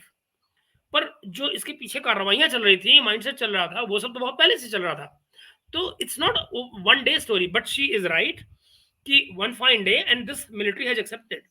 Military has accepted कि हमसे ये गलती हुई कि हमने ओवरनाइट अपना स्टैंस बदला। हमने बहुत से लोगों हमने अपनी पॉलिसी तो बदल ली, लेकिन जिन लोगों को हमने उससे जोड़ा था, स्पेशली मीडिया में, there she is absolutely right कि भई we had no time to basically convert them और यू नो रीमॉडल देम। और सच्चाई ये भी है मित्रों कि शायद पाकिस्तानी फौज के पास इतना वक्त बचा ही नहीं था, पाकिस्तानी एस्टेब्लिशमेंट के पास इतना वक्त बचा ही नहीं था कि वो इन तमाम लोगों को रिफॉर्म कर पाते। Pakistan was going, very fast to the doldrums. It is still going to the doldrums. It's not. It's no longer, to my mind, it is not even recoverable right now. But in any way, at that time, it was going at a fast pace, and they tried to do whatever they could, but it didn't work. I mean, that's how I feel. But let's see. आगे क्या करें? आपने वहां भी देखा था कि resistance I थी, ये सारे लोगों ने रेजिस्टेंस की थी, भाग गए मुल्क से, एक कत्ल हो गया, एक ने यूट्यूब चैनल से शुरू किया और फिर उनके साथ क्या क्या हुआ। तो ये रेजिस्टेंस खाली इंडिया के हवाले से नहीं थी, उन लोगों को वो देयर वाज नो कॉन्ट्रडिक्शन। उन्होंने सही कहा था कि आप ये कैसे कर सकते हैं कि आप सुबह हमें कहें रात को, गिव अस टाइम। अगर वो यही चाहते होंगे कि पाकिस्तान पहले कोई पॉलिसी तो बनाए, पहले कोई प्रैक्टिकल तो कोई काम करे, कुछ कोई डिप्लोमेटिक दरवाजा तो खोले, खाली अखबारों में लिख देने से तो कुछ नहीं होना था ना। तो sir they were actually she is right. Imran Riaz is on record, उन्होंने ये बात बार बार कही है कि भाई आप लोग तो हमको बुलाकर फाइलें दिखाते थे, आप लोग ही हमको ये दिखाते थे कि भाई ये सारे के सारे करप्ट हैं, ये चोर हैं, नवाज शरीफ, जरदारी, सारे के सारे चोर हैं, सबके सब करप्ट हैं, सबके सब अपने अपने खानदान को प्रमोट कर रहे हैं, सही गलत जो भी था। लेकिन Imran Riaz Khan is on record to have said this. Kashif Abbasi sahab is on record having said that. एक पूरी लाइन है जर्नलिस्टों की जिन्होंने इस बात को कंफर्म किया है कि फौज ये सब करती रही है, मगर और ये भी सही है कि जाहिर है इनको रिफॉर्म होने का टाइम नहीं दिया गया। इनमें से बहुत से लोग ऐसे थे जिन्होंने बैक ट्रैक किया।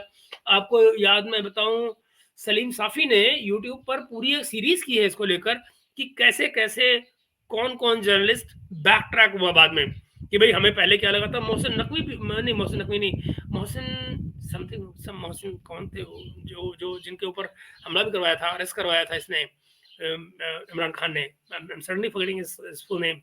Anyway, but मेरा मतलब there is a whole list of such people जिनको जो है टारगेट किया गया था उस टाइम पर, and these people had no time to recover. So basically, they didn't know where to run to.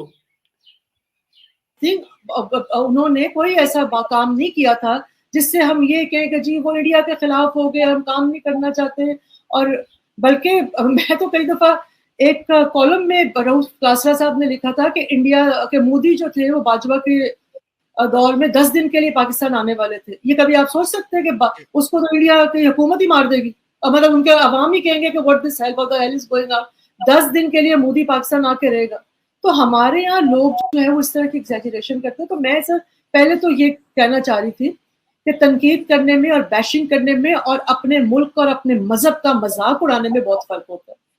हम सब तनकीद करते हैं और हम तनकीद, जैसे अभी मैं और आपका जो सवाल था कि सर ये चीजें जो है वो रिजॉल्व की बात कर रहे हैं ना, कि रिजॉल्व आपने इसका हल खुद ही बताया था कि इंट्रोस्पेक्शन से होगा। पहले पाकिस्तान को देखिए, एक होता है बैक चैनल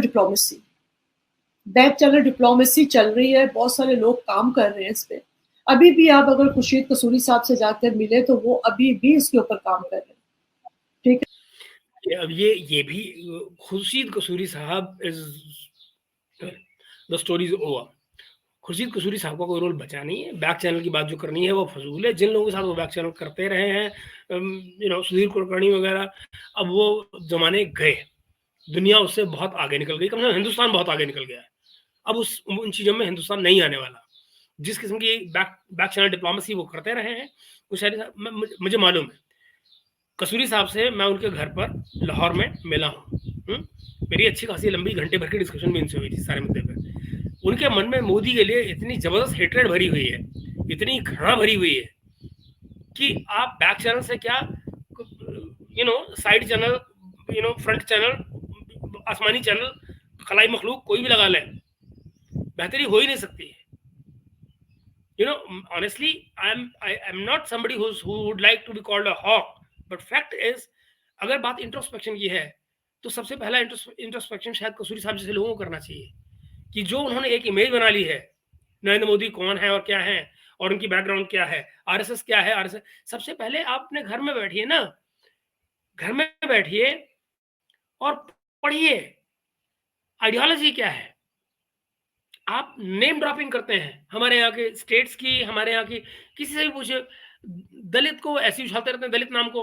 तमाम हमारे जो नेक्स्ट लाइट्स, जो जिसको रेड कॉरिडोर हमारे जमाने में कहा जाता था, एक उसका जुमला उछालते रहेंगे, इस तरह के नाम उछालते रहेंगे और उसको अपनी तरह से नैरेटिव में पिरोते रहेंगे। बट भाई उससे न इतने साल में कुछ निकलने वाला है आपकी जान को, ना आगे निकलेगा। तो बेहतर क्या है? बेहतर ये है कि एक एकेडमिक स्टडी पहले अपने शुरू करिए, लोगों को पता लगे आपके कि भाई दरअसल जिस चीज से वो डील कर रहे हैं वो है क्या।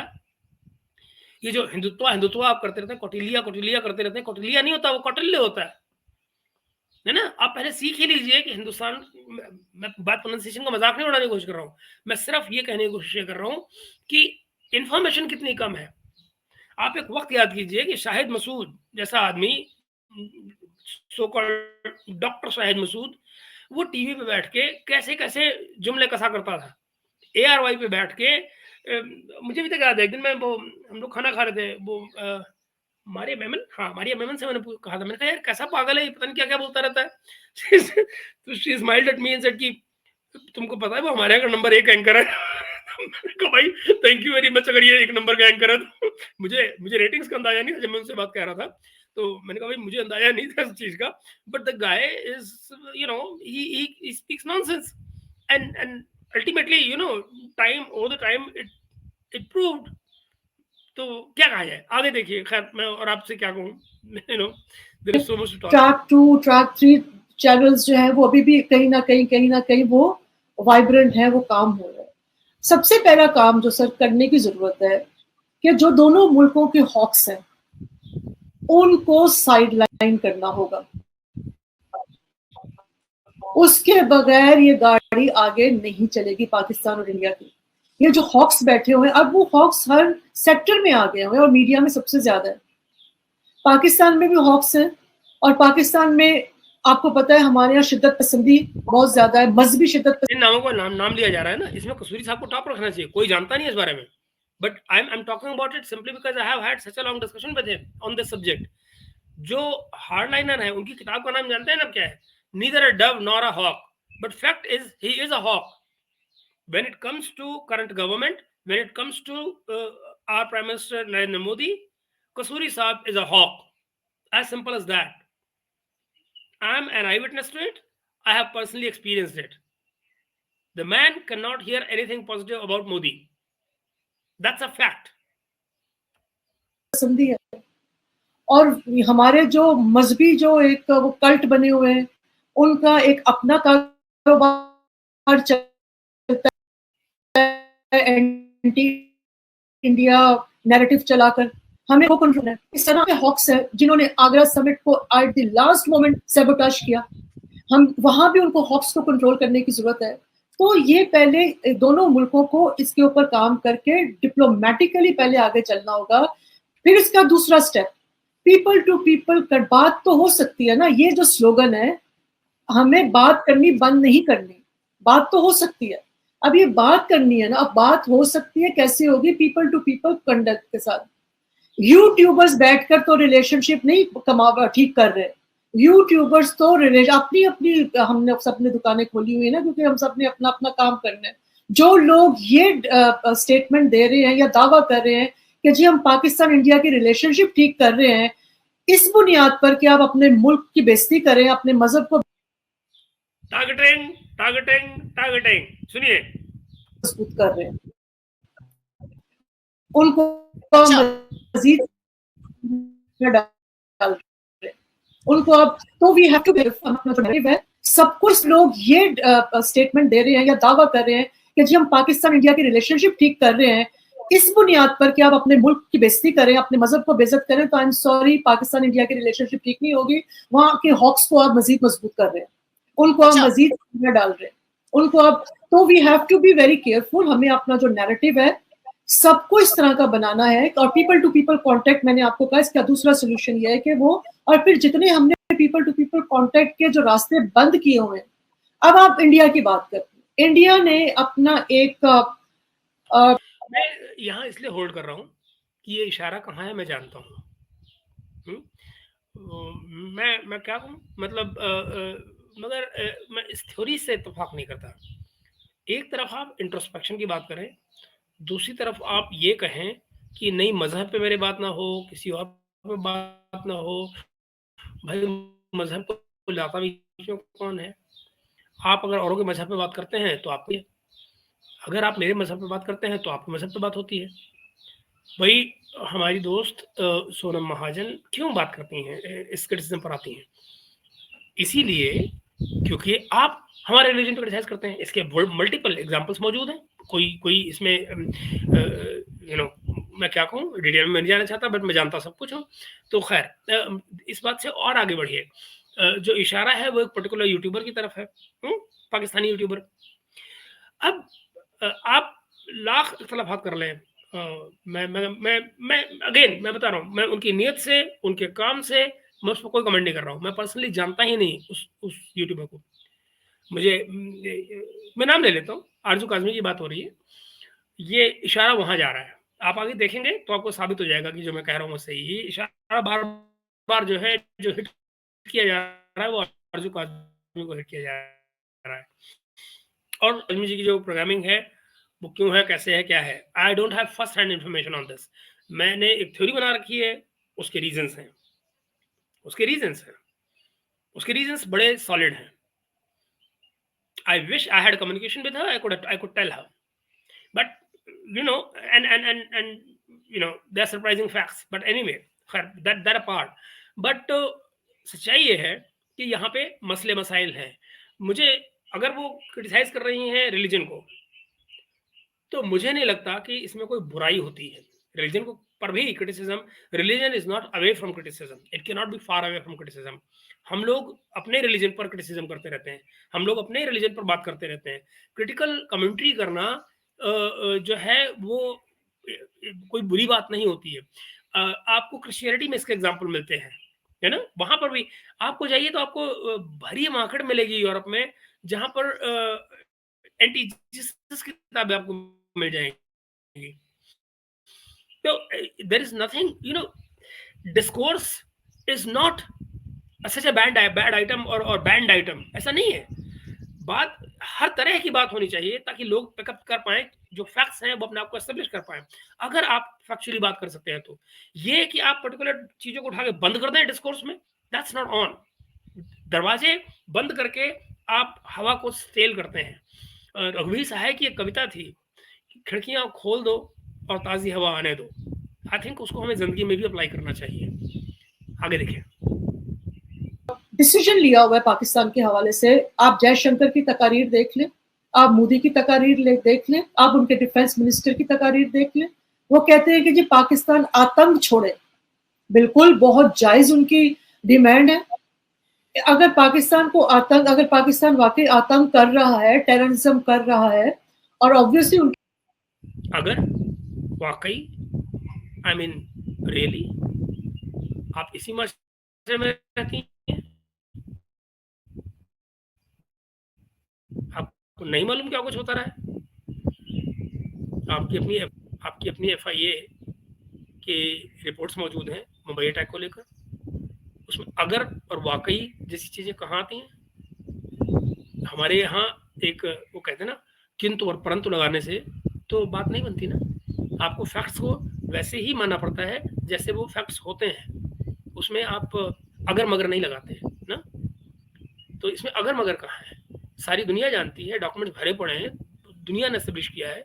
ओबीएल मेरे घर में नहीं था, हाफिज सईद मेरे घर में नहीं है। आगे आप खुद जिक्र करेंगी उन लोगों का जो आपके यहाँ बैठे हुए हैं, और उन्हीं मोहतरमा के जिनका आप इशारा कर रहे हैं और जिनका नाम लेने से आप हिचक रहे न जाने क्यों, हालांकि आपके इशारे बड़े साफ हैं, बट स्टिल आगे देखिए।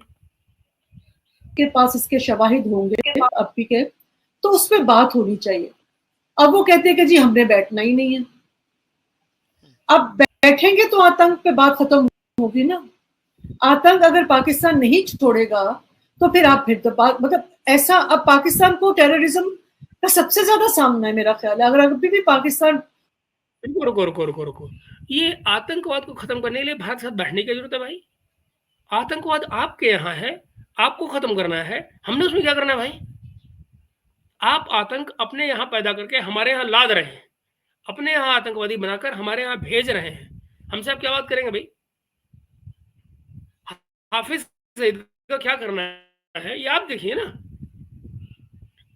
तारक साहब एफआईए वाले जिन्होंने जो हेड हुआ करते थे, जो बॉम्बे में आके एक सेमिनार में बोल कर गए हैं कि भाई हमारे यहाँ बच्चे थे, हमारे बच्चे थे जिन्होंने अटैक किया है, हमारे यहाँ से सारा लेकर आए हैं, हमने सबूत पकड़े हैं, हमने नावें पकड़ी हैं, सब कुछ पकड़ लिया है हमने। तो आप जरा सोचिए ना, उसमें भारत से आप बात करना क्या चाहते हैं भाई? सारा कुछ आपके पास है, वहां से चले लोग हैं, वहीं पे रहे हैं। वो कसाब की फैमिली गायब हो चुकी है जहां रहती थी, उस गांव में नहीं मिल रही है। तो किसने हटाया वहां से? वो जो कश्मीरी पोएट आपका गायब है, यू नो, वो क्यों गायब है? उसी की पोएम है ना, उठा लो उसको, उठा लो, कल से आपके यहाँ वायरल है। तो आप जरा सोचिए ना, जिसने लिखी थी ये पोएम उसको उठा लो, उसी को उठा लिया उन्होंने। तो बड़ा शौक होता है ले भुगत, है क्या नहीं? तो मैं आपको इशारा ये कह रहा हूँ कि मित्रों, अगर आपका शौक ये है कि आपने जिन मॉन्स्टर्स को पैदा किया है, सो कॉल्ड टेररिस्ट को, उन्हें आपको खत्म करना है, उनको सजा देनी है, उनको अलग करना है, तो प्रॉब्लम आपकी है मित्र। हमसे आप क्या बात करना चाह रहे हैं? हमसे बात करके आपको क्या मिलेगा? जिस दिन आप खत्म करेंगे हमें नजर आ जाएगा ना, तो चीजें अपने आप नॉर्मलाइज हो जाएंगी। जब आप कुछ एक्शन लेंगे तो हमारे यहाँ भी लोग देख रहे हैं, उनको अपने आप पता लग जाएगा कि हाँ ये स्टेट सुधर रहा है। हमसे बात करके आप क्या करना चाह रहे हैं? कितना मारें? मतलब एक आतंकवादी है उसको हम 25% कम करें या 35% कम करें, ये कहना चाह रहे हैं आप? क्या क्या बात करेंगे? What is that we talked about? There is a problem, the problem gets from your side, you have created it, you have to remove it, simple. और पाकिस्तान को एक्सपोज करें दोबारा से कि जी देखिए हम इनसे बात कर रहे हैं, ये फिर उसी तरह से टेररिज्म कर रहे हैं। तो फिर तो पाकिस्तान की बिल्कुल ही मतलब ये है कि पाकिस्तान के पल्ले कुछ भी नहीं रहेगा। अगर से तो सब करके कर देते थे। Things are, you can not keep everything concealed in these times. जायज उनकी डिमांड है। अगर पाकिस्तान वाकई आतंक कर रहा है, टेररिज्म कर रहा है, और ऑब्वियसली उनके पास इसके शवाहिद होंगे अब भी के, तो उस पर बात होनी चाहिए। अब वो कहते हैं कि जी हमने बैठना ही नहीं है। अब बैठेंगे तो आतंक पे बात खत्म होगी ना। आतंक अगर पाकिस्तान नहीं छोड़ेगा तो फिर आप फिर तो बात, मतलब ऐसा, अब पाकिस्तान को टेररिज्म का सबसे ज्यादा सामना है मेरा ख्याल है। अगर अभी भी पाकिस्तान को एक्सपोज करें दोबारा से कि जी देखिए हम इनसे बात कर रहे हैं, ये फिर उसी तरह से टेररिज्म कर रहे हैं, तो फिर तो पाकिस्तान की बिल्कुल ही मतलब ये है कि पाकिस्तान के पल्ले कुछ भी नहीं रहेगा अगर दोबारा से। अब तो सर देखिए वो तो दौर गुजर गया ना, जब आप बहुत सारा हश हश करके कर देते थे। Things are, you cannot keep everything concealed in these times because of social media, because of so many platforms. अच्छा, तो आपने बात की जी, आपने बात की दुर्दाना कि पाकिस्तान में कुछ लोग हैं जो पाकिस्तान बैशिंग करते हैं या इस्लाम बैशिंग करते हैं, तो can you name some people who are doing this? और ये शरारत है, ये शकील भाई की शरारत है, मतलब ये गलत बात है। मतलब वो smartly she has sidestep the names और शकील भाई ड्रैग करके उसको वहां पे लेकर आ रहे हैं। हमारे यहाँ जो है, एक मिसाल मैं आपको दूं, अमीर हमजा साहब हैं एक हमारे, जिनका लश्कर तैयबा से ताल्लुक है, जमात उद दावा जिसका अब नाम है। उन्होंने एक किताब लिखी, हिंदुइज्म इंसानियत का कातिल, और ये गलबन बात है 2015 की। और उस पे हमारा जो ब्लेस्फेमी लॉ है वो हरकत में नहीं आया कि भाई किसी कम्युनिटी की आप उसके जज्बात को मजरू कर रहे हैं। टाइटल ही इतना प्रोवोकेटिव है। तो इस तरह की किताबें हमारे यहाँ छपती हैं। और मैंने आपको पहले भी वो मिसाल दी थी जब आपने मेरा इंटरव्यू किया कि नवाए वक्त में 2004 में एक किताबचा, एक बुकलेट रिप्रोड्यूस की गई जिसमें कहा गया कि हिंदू जो है ना वो इंसान नहीं होते, हमारे नौजवान गलती से उन्हें। मुझे बड़ा इंटरेस्टिंग लग रहा है हमारे कि हिंदू इंसान नहीं होते। मुझे याद है वो जो नजीम सेठी की बुक शॉप में जो हमारी बात हुई थी वहाँ पे लाहौर में, तो उस कन्वर्सेशन के बाद में वो दो लड़के जो मुझे अभी तक याद है कॉलेज के लड़के आए थे, and I was talking about कि यू नो कैसी दिक्कत आने वाली है पाकिस्तान पे, वाटर शॉर्टेज ये वो, और you know one has to deal with climate issues. और ये बात 15 की हो रही है उसी साल जब ये किताब छपी थी, हिंदू जो है इंसान नहीं होते। So I remember these two young boys, they walked up to me after the discussion और हाथ मुंह मिला के इंट्रोडक्शन दिया उन्होंने, और फिर मुझे उन्होंने बात कही, सर हमको पता ही नहीं था कि हिंदू आपके जैसे होते हैं। अब मुझे इतनी हंसी आई, मुझे समझ नहीं आया मैं रिएक्ट कैसे करूँ। मगर नहीं यार, एक्चुअली हिंदुओं का ना ऊपर वहाँ 2 सींग लगे होते हैं, आने से पहले कटवा के आया हूँ ताकि आपको पता नहीं लगे, बट होते तो हिंदू ऐसे ही जैसे नजर आ रहा हूँ, क्या कहा जाए। तो बट ये जो शकील भाई इशारा कर रहे हैं ना, हिंदू ऐसे होते हैं इंसान नहीं होते हैं, ये एक्चुअली डीप रूटेड फीलिंग है मेजोरिटी, उस मेजोरिटी में जहां अकॉर्डिंग टू हुसैन हक्कानी साहब कि 50% लोग जो हैं, 50% बच्चे, स्कूल गोइंग बच्चे जो हैं, वो स्कूल तो क्या मदरसे भी नहीं पहुंच पाते हैं। तो बेसिक कम्युनिकेशन आपका जो रह जाता है वो वही रह जाता है जो जैद हमीद दे रहा होता है टीवी पे बैठ के उर्दू में। मुझे याद है कि जब वो एक ज़माना था ना कि जब वो ये जो वैक्सीन थी, पोलियो वाली वैक्सीन, तो वो पोलियो वाली वैक्सीन के बारे में ज़ैद हमीद साहब प्रोपोगेट किया करते थे कि ज़ाहिर है कि अगर आप उसको लगवाएंगे तो बच्चों के जो है ना, मतलब वो इनफर्टाइल बच्चे जो हैं उनकी एक किस्म से नसबंदी हो जाएगी, वो बच्चे नहीं पैदा कर पाएंगे, वो जब मर्द बनेंगे तो वो अगर ये पोलियो की दवाई आप देंगे। फिर वो कहते थे कि दरअसल देखो ये दवाई आती कहाँ से, ये दवाई में इस तरह की मिलावट की गई कि बच्चे नहीं पैदा हों। क्यों? क्योंकि दवाई आती है इंडिया से, बॉम्बे से। मैं नहीं कह रहा हूँ, ज़ैद हमीद कहते थे उस ज़माने में, और बॉम्बे से आती है, और इसको इम्पोर्ट कौन करता है उस ज़माने में, अगर मैं नाम ले रहा हूँ, ये 12-13 की बात हो रही है, जब वो बात हो रही है कि इसको जहांगीर तरीन इम्पोर्ट करता है, जहांगीर तरीन इम्पोर्ट करता है, इंडिया के बॉम्बे से आ रही है दवाई में, ये गड़बड़ कर रखी है इन्होंने कि अगर इसको अपने बच्चों को दोगे तो वो कभी मर्द नहीं बन पाएंगे, वो बच्चे नहीं पैदा कर पाएंगे, इनफर्टाइल हो जाएंगे। ये चीजें चलती थी, ये किसको बताई जा रही हैं? एक ऐसी पॉपुलेशन में, वो अकॉर्डिंग टू हुसैन हक्कानी साहब स्कूल तो क्या मदरसे भी नहीं जा पाते, 1 2 जो बेसिक कम्युनिकेशन की लैंग्वेज है वो क्या है? उर्दू, जिसको ये आदमी लाल टोपी टीवी पे बैठ के उर्दू में उनको बता रहा है।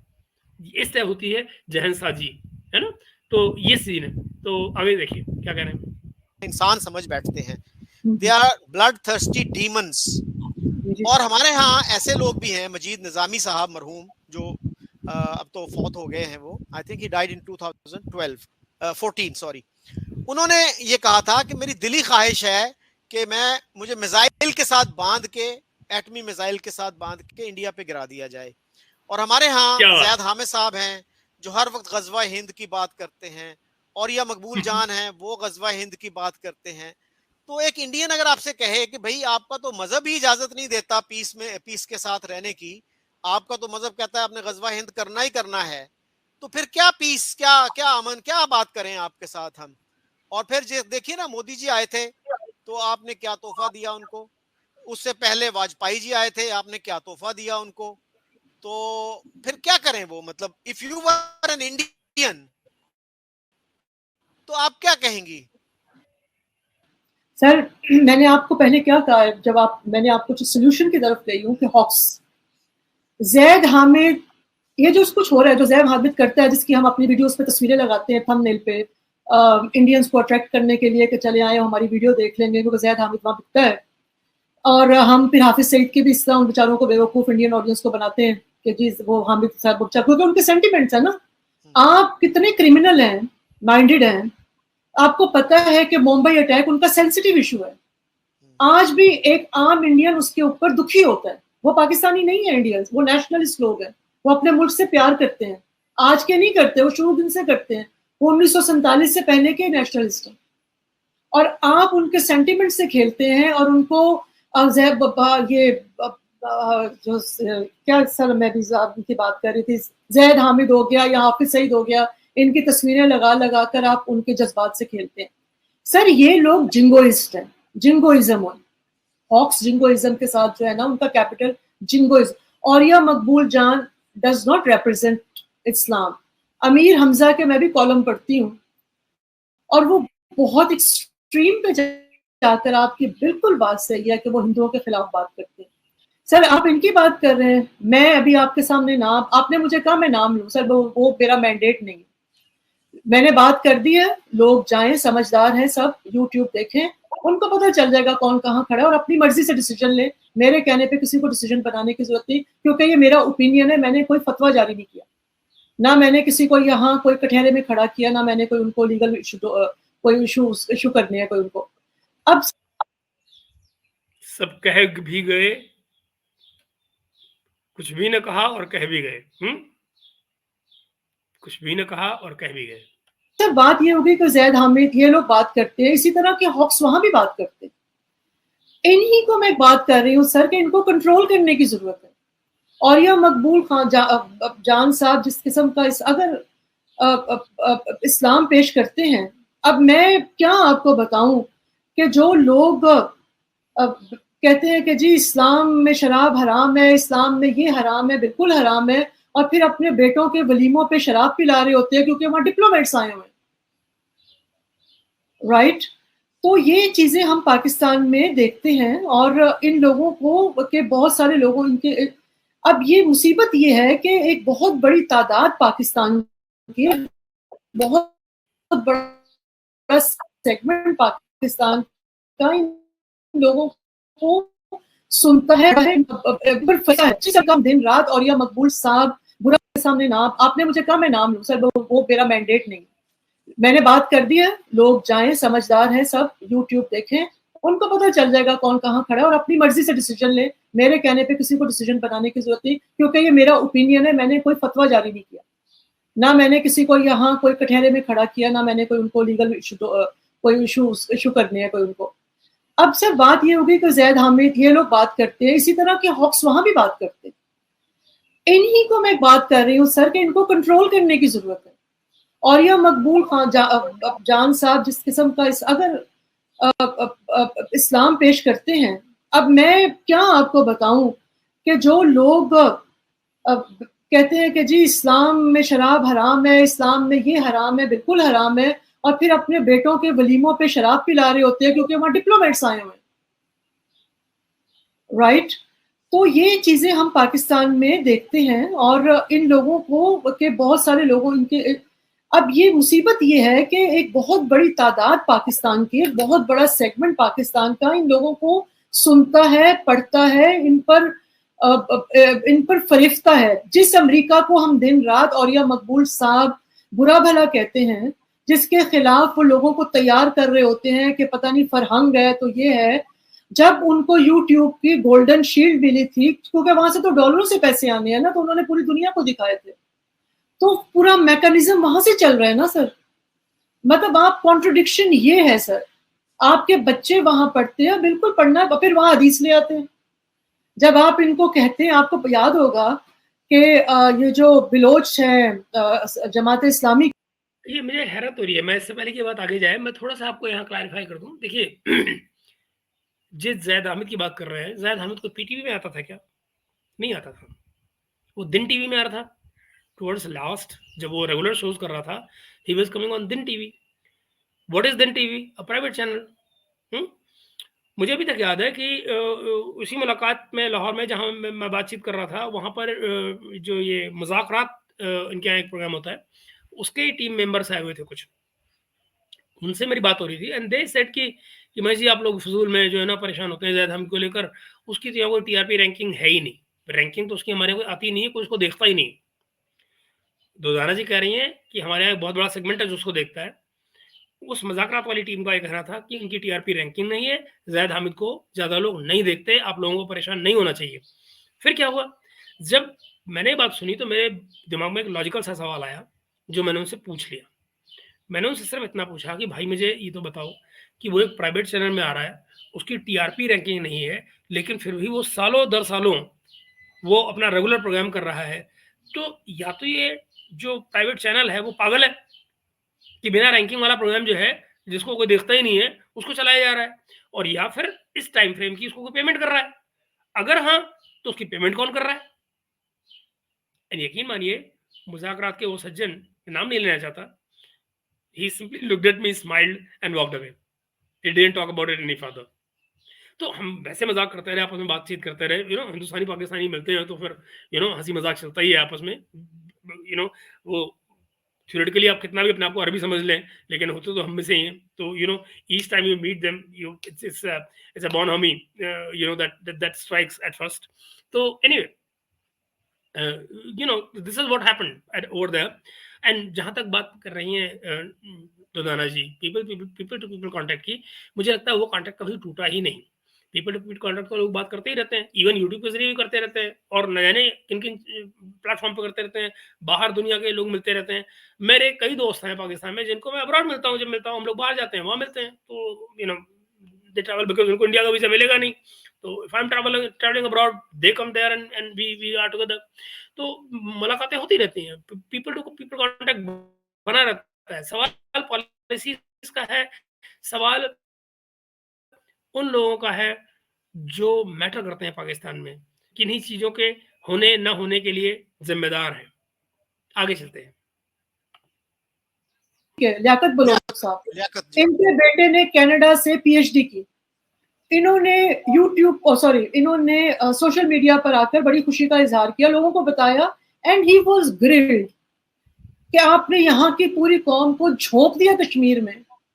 वो एक टेरिटोरियल जंग थी, आपने उसको मजहबी जंग बनाया, आपने लोगों के जज्बात के साथ खेला, उनके साथ झूठ बोला, और अपने बच्चे, यहाँ तक के काजी हुसैन अहमद साहब की जो बेटी है राहिला काजी, उनके बच्चे अमेरिका में पढ़ते हैं। जो लोग, अच्छा, तो आपको याद होगा वो लेदे हुई। अब ये है सर वो कॉन्ट्रडिक्शन। अच्छा, अभी ये हदीस ले आते हैं, फिर आगे जब आप इनको कॉन्ट्रडिक्ट करें तो कहेंगे जी वो नबी सल्लल्लाहु अलैहि वसल्लम ने कहा था, और हमारी हदीस है, अल्लाह ताला ने कहा है कि जो विजडम है, हिकमत है, जो इल्म है, वो नबियों की विरासत है, तो मुसलमान को चाहिए जहां भी मिले उसको हासिल कर लें। अरे तो मुसलमान को ये भी कहा हुआ है कि अपने रिश्ते भी इस्तवार करें, लोगों के साथ ताल्लुकात अच्छे करें। नबी सल्लल्लाहु अलैहि वसल्लम जब मदीना गए थे, जब उन्होंने रियासत बनाई थी, उन्होंने डिप्लोमेटिक रिलेशंस कायम किए थे, उन्होंने लोगों को अपने सफीर अपॉइंट किए थे, उन्होंने लोगों को जाकर कत्ल नहीं किया था कि इस तरह जिस तरह हम। तो सर ये लोग जो हैं, हमें ये हॉक्स हैं, इन हॉक्स को कंट्रोल करने की जरूरत है। इनका काम इससे चलता है कि वो हिंदू हेट्रेड करें, फैलाएं। मैं प्राइवेटली जो लोग आप भी उनको जानते हैं, मैं कल भी पता नहीं किसी से बात कर रही थी, उन्होंने हिंदुओं के खिलाफ बहुत बात की, और जी होते जो हिंदू नाल मिल जाए उनको कत्ल कर देना चाहिए। मैं सुखी हंसी, मैं कहा आप कहाँ से काम। और फिर आपको पता है हमारे यहाँ कादियानियों के खिलाफ हम बिला वजह के हमने एक मास खड़ा किया हुआ है।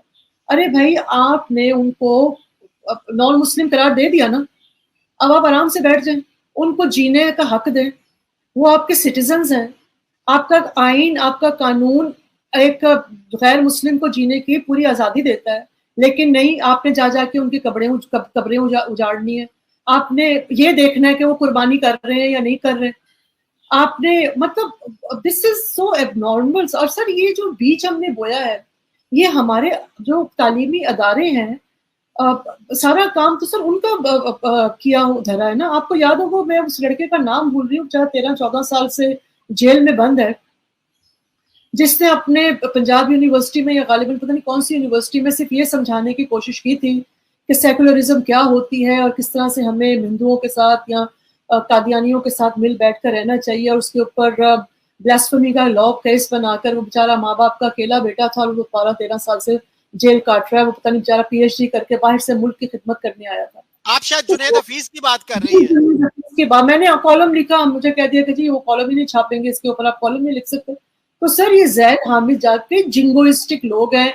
जब रियासत को इनकी जरूरत थी या रियासत ने इनको इस्तेमाल किया, रियासत को इनकी जरूरत खत्म हो गई, रियासत ने इनको छिलके की तरह बाहर के उठा के टिश्यू पेपर की तरह उठा के बाहर फेंक दिया।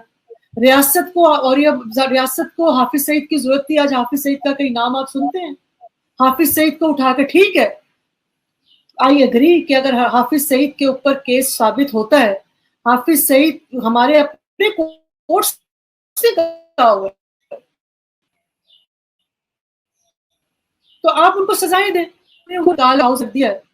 तो ये जो हमारी स्टेट के अंदर कॉन्ट्रडिक्शन है, क्योंकि आपने अपने ऐसे हिंदुओं के साथ या कादियानियों के साथ मिल बैठकर रहना चाहिए और उसके ऊपर ब्लास्फेमी का लॉ केस बनाकर वो बेचारा माँ बाप का अकेला बेटा। मैं थोड़ा सा बैक करके इसलिए चला रहा हूँ क्योंकि ये कई बार होता है कि नेटवर्क में फ्लक्चुएशन आता है जिसकी वजह से ये बीच में ब्रेक आ जाता है, तो मैं इसको हल्का सा बैक करके चला रहा हूँ सिर्फ इसलिए ताकि आप बात पूरी समझ पाए। ऐसा ना हो कि दोदाना नजम की जो बात है वो अधूरी रह जाए या कि आप बीच में स्क्रैच आए और आप न समझ पाए, इसलिए मैं इसको दोबारा से हल्का सा 1 मिनट का बैक चला रहा हूँ। क्या था 12-13 साल से जेल काट रहा है, वो पता नहीं बेचारा पीएचडी करके बाहर से मुल्क की खिदमत करने आया था। आप शायद जुनैद हफीज की बात कर रही हैं। उसके बाद मैंने कॉलम लिखा, मुझे कह दिया कि जी वो कॉलम ही नहीं छापेंगे, इसके ऊपर आप कॉलम नहीं लिख सकते। तो सर ये जैद हामिद जाके जिंगोइस्टिक लोग हैं। जब रियासत को इनकी जरूरत थी या रियासत ने इनको इस्तेमाल किया, रियासत को इनकी जरूरत खत्म हो गई, रियासत ने इनको छिलके की तरह बाहर के उठा के टिश्यू पेपर की तरह उठा के बाहर फेंक दिया। रियासत को और ये रियासत को हाफिज सईद की जरूरत थी। आज हाफिज सईद का कहीं नाम आप सुनते हैं? हाफिज सईद को उठा के, ठीक है आई एग्री कि अगर हाफिज सईद के ऊपर केस साबित होता है, हाफिज सईद हमारे अपने कोर्ट से। रुको, बात हाफिज सईद की आ रही है। हाफिज सईद को टिश्यू पेपर की तरह फेंक दिया गया। हाफिज सईद को जब स्टेट को जरूरत थी, रियासत को जरूरत थी, तो उसने हाफिज सईद को बनाया, जब जरूरत नहीं थी तो फेंक दिया। तो भाई मेरे, अगर मुझे बार बार याद आती है हमारी दोस्त गुलबुखारी की इस बारे में। वो कहती है कि जो इलाज है, अगर कुत्ता जो है वो कुएं में है, मरा हुआ कुत्ता अगर कुएं में पड़ा हुआ है, तो कुएं का पानी निकालना इलाज थोड़ी होगा। इलाज तो कुत्ता निकालने से होगा ना, तो कुत्ता कौन निकालेगा? तो जरा समझिए, ये हाफिज सईद को निकालना भी तो पानी निकालने जैसा ही है। कल आप हाफिज सईद निकाल दीजिए, मसूद अजहर को निकाल दीजिए, 20 लोग हिंदुस्तान ने वहां आके निकाल दिए, पर एक्चुअली इलाज नहीं है ना, वो प्रॉब्लम और है भाई मेरे। तो इलाज कहीं और कैसे मिलेगा? तो फिर let's talk of the things that R be done. Issue तो फौज के साथ है। रियासत कौन है आपके यहाँ? फौजी तो है। तो फौज है जिसको जरूरत थी हाफिज सईद बनाने की, फौज है जिसको जरूरत थी मसूद अजहर बनाने की, फौज है जिसको जरूरत थी एक आदमी को कराची में रखने की, जिसका जिक्र आप आगे करने जा रही हैं। तो आप जरा देखिए ना, जो करने वाले हैं उनका तो कुछ हो ही नहीं रहा है। बाबर सत्तार का लेटर क्या कह रहा है कि भाई हमको तो न जाने कब से जुडिशरी को इस तरह की धमकियां आ रही हैं और हमसे अपनी मर्जी के फैसले लिए जाते हैं, अपनी मर्जी के बेंच बनवाए जाते हैं। यही तो कह रहे हैं ना वो। तो कुएं में कुत्ता कौन है मरा हुआ? सोचो, इलाज तो उसका होना चाहिए और आप इलाज न जाने कहाँ कर रहे हैं। खैर, और सुनते हैं आपकी बात को, आपकी ही बात सुननी है आज। तो आप उनको सजाएं दें। आप उन्हें उसको निकाल कर हाउस अरेस्ट कर दिया है। तो ये जो हमारी स्टेट के अंदर कॉन्ट्रडिक्शन है, क्योंकि आपने अपने एसेट्स महफूज करने होते हैं, क्योंकि आपने नए एसेट्स बनाने होते हैं, तो आप ये पॉलिसीज पर चलते हैं। लेकिन सर, आपसे मेरा सवाल है, दुनिया में बहुत से जगहों पर आपको पता है ये नॉन स्टेट एक्टर्स, ये एसेट्स, सीआईए तो सबसे ज्यादा मोल्स वगैरह पालती है। How they take care of them, खुद भी कत्ल मार भी देती है। आपको सलीम शहजाद का पता होगा, हमारे जर्नलिस्ट है। जब उन्होंने क्रॉस करने की कोशिश की तो उनको मार दिया गया, अरशद शरीफ को मार दिया गया। तो सर बात ये है, मेरा सोल्यूशन मैं आपके साथ जो अभी मैंने बात की है। और डैनियल पर्ल को किसने मारा था और क्यों, और वो कहाँ है आदमी? कि ये पटरी पर गाड़ी उसी वक्त चलेगी कि जब हम इन हॉक्स को रोकेंगे। और अभी जो कानून आ रहा है, बजाय इसके कि वो पूरा गैग करें और सोशल मीडिया को कंट्रोल करें, कहते हैं कि को भी करेंगे। तो भाई अगर आपने करना है तो उन रेडिकल लोगों को बंद करें जो बदअमनी फैलाने का बाइस है, जो लोगों को अमन के नाम पर तोड़ने का बाइस है। आपने कहा कि हॉक्स को कंट्रोल किया जाए, और हॉक्स से भी मेरे ख्याल में ऊपर की एक डिग्री है सुपर हॉक्स, जी तो सर। उनको कैसे कंट्रोल किया जाए? It is easier said than done. क्या उन्हें एंगेज करने की जरूरत नहीं है? मैंने तो ज़ैद हामिद साहब को भी दावत दी थी कि मेरे यूट्यूब चैनल पे तशरीफ लाएं, और ये मकबूल जान का मैंने इंटरव्यू किया है, और उन्होंने अप्रिशिएट किया कि जी आपने बड़ा अच्छा होमवर्क किया हुआ था। तो मेरा तो ख्याल है कि उनके साथ एंगेज करना चाहिए, कि जी सर। ताकि कोई आप बात आगे बढ़े। ब्लैंकेट बैन जो है उन पे ना लगाएं, बिल्कुल ताकि सर। आप एक्सपोज कर सकें कि उनकी जो थिंकिंग है उसमें क्या वीकनेस है, क्या फ्लॉ सर है। एक्सपोज किए हुए ना, आपने इन लोगों का नाम लिया था ना मेरे सामने, इसका मतलब है ये एक्सपोज्ड है। आपने औरिया मकबूल जान का नाम लिया था, आपने ज़ैद हामिद का नाम लिया, आपने कहा ये अमीर हमजा का। तो सर बैन से मतलब ये नहीं होता कि इन लोगों का आना टीवी यूट्यूब पे बंद हो जाए। बैन का मतलब होता है कि आप इनको समझाएं कि इन्होंने बात क्या करनी है, इन्होंने किस तरह से, आप जो नफरतें फैला रहे हैं, आपने वो नफरत नहीं फैलानी। ये मेरा कहने का सर मकसद था। आपने अच्छा किया सर निशानदेही की। तो इन लोगों को ऑब्वियसली और सर वो एंगेजमेंट, और ये कब होगा? ये जो एक तो होता है ना कंप्लीट ब्लैंकेट, एक ये जो समझाना है ना दोस्तों, समझाने से मैं नहीं जानता क्या मतलब है। एक 60 साल के आदमी को क्या समझाया जा रहा है, 70 साल के आदमी को क्या समझाया जा रहा है, जिसने सारी जिंदगी एक खास किस्म की आइडियोलॉजी को प्रीच किया है। क्या ये सॉफ्टवेयर अपडेट की बात कर रही हैं या वायरिंग बदलने की बात कर रही हैं? इन दोनों को इस उम्र में कैसे किया जाएगा, क्या किया जाएगा, सिवाय इसके कि इनको सीन से हटाया जाए।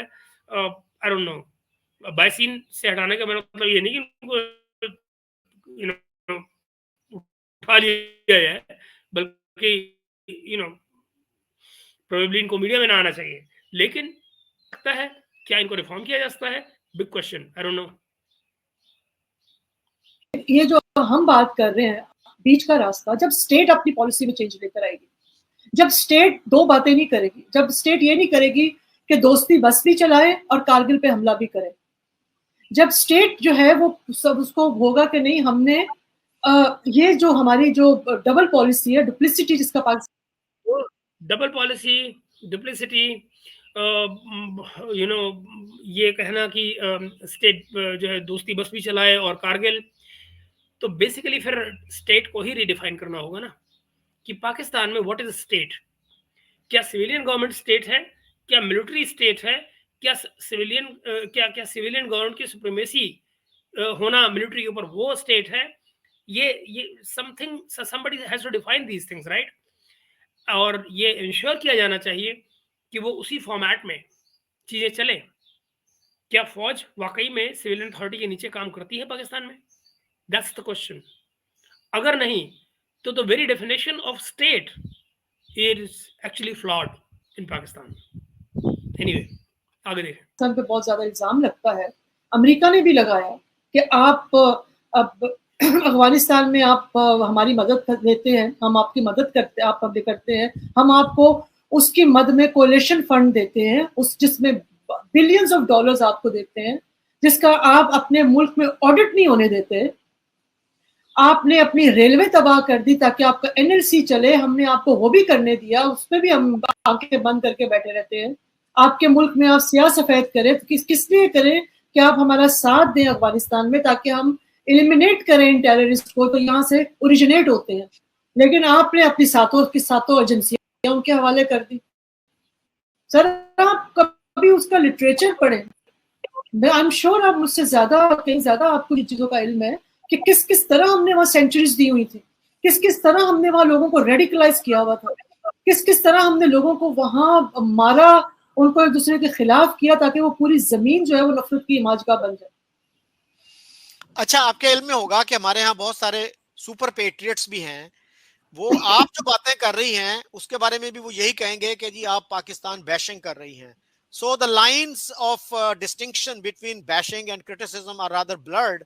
अच्छा ये बताइएगा, इफ यू मैं बताऊं बैशिंग क्या होता है, मैं कहूं तोड़ दे पाकिस्तान को, तोड़ दे पाकिस्तान को। सर पाकिस्तान टूट जाना चाहिए। आप देखें जी इंडिया इतनी तरक्की कर रहा है, इंडिया को आ जाना चाहिए। ये पाकिस्तान है, ये हमारे जर्नैल जो है ये तो बड़े उल्लू के पट्टे हैं, इनको तो काम नहीं करना आता, ये सर बैशिंग होती है। उनका नाम ले लेके आप उनको जलील करें दिन रात, क्योंकि आपको जो है वो लोगों के सेंटिमेंट्स के साथ जो है वो प्ले करना है।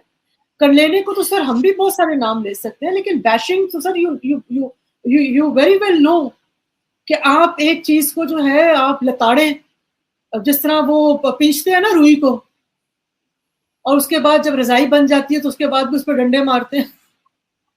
तो सर आप जो ये मेरा कहने का मकसद था कि आप सारा वक्त बैठकर आप पाकिस्तान इंडिया में पाकिस्तान का कोई इंडिया पाकिस्तान में इंडिया का कोई मतलूब शख्स हो और आप ऑल ऑफ ए सडन उसके मरने की खबर दे दें और कहें कि जी वो पाकिस्तान के यहाँ। मैंने कुछ नहीं कहा भाई, मैंने कुछ नहीं कहा, ये बात दाऊद इब्राहिम की हो रही है। तो जिन लोगों की सच्ची खबर है, जो लोग जो कुछ कहते हो, जो अपनी स्टोरी के साथ स्टैंड बाय कर रहे हो, जिसने खबर जिसको दी हो वो समझ लें, मैं नहीं जानता, जरा गौर से सुनिए।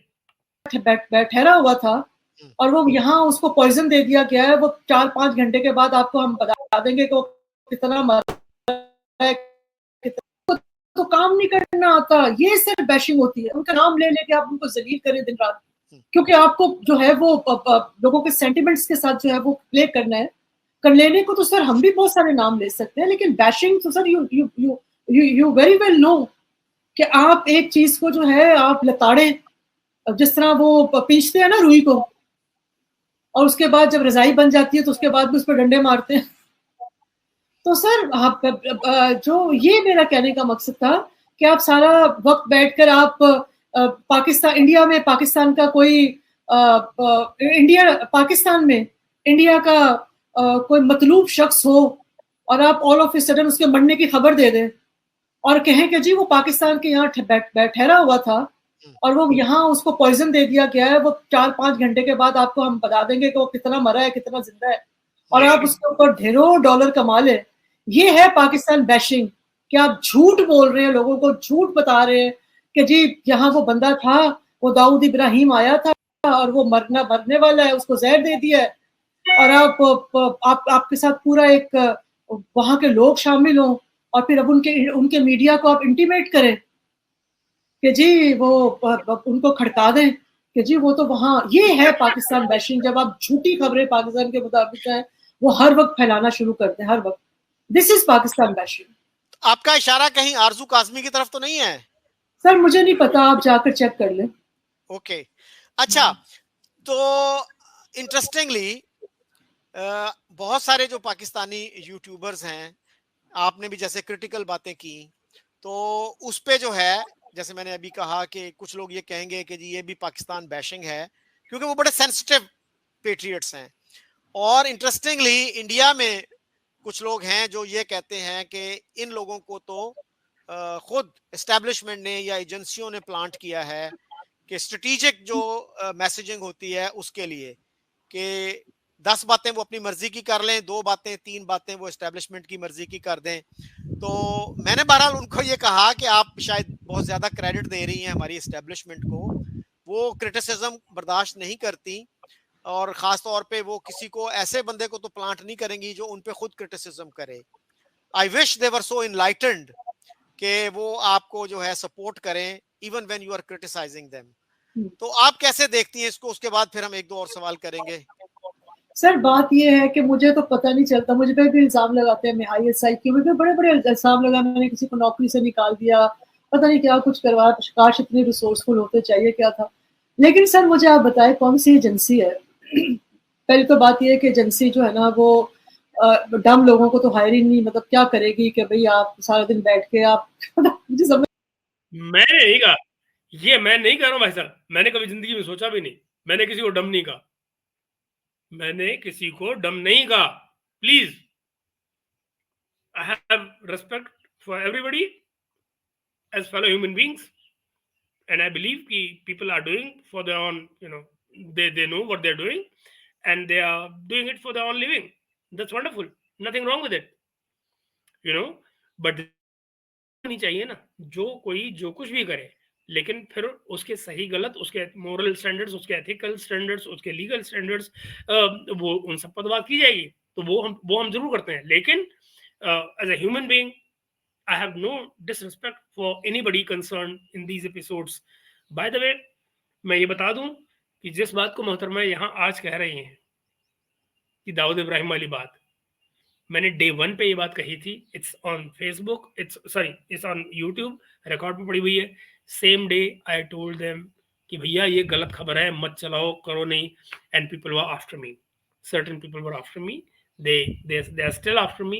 That's okay, but fact is it's not me talking, it's Dodana Najam, one of them. नहीं आती एजेंसियां क्या ये काम करवाएंगी कि अच्छा बात ये है कि एजेंसी ने पकड़ा था ना, एजेंसी के लिए खतरे का लोग कौन है, खतरनाक लोग कौन है. एजेंसी के लिए खतरनाक इमरान रियाज टाइप के लोग, जो इस्टेब्लिशमेंट को जाके इस तरह हिट करते हैं, जो पाकिस्तान में लोगों की जहन साजी करते हैं.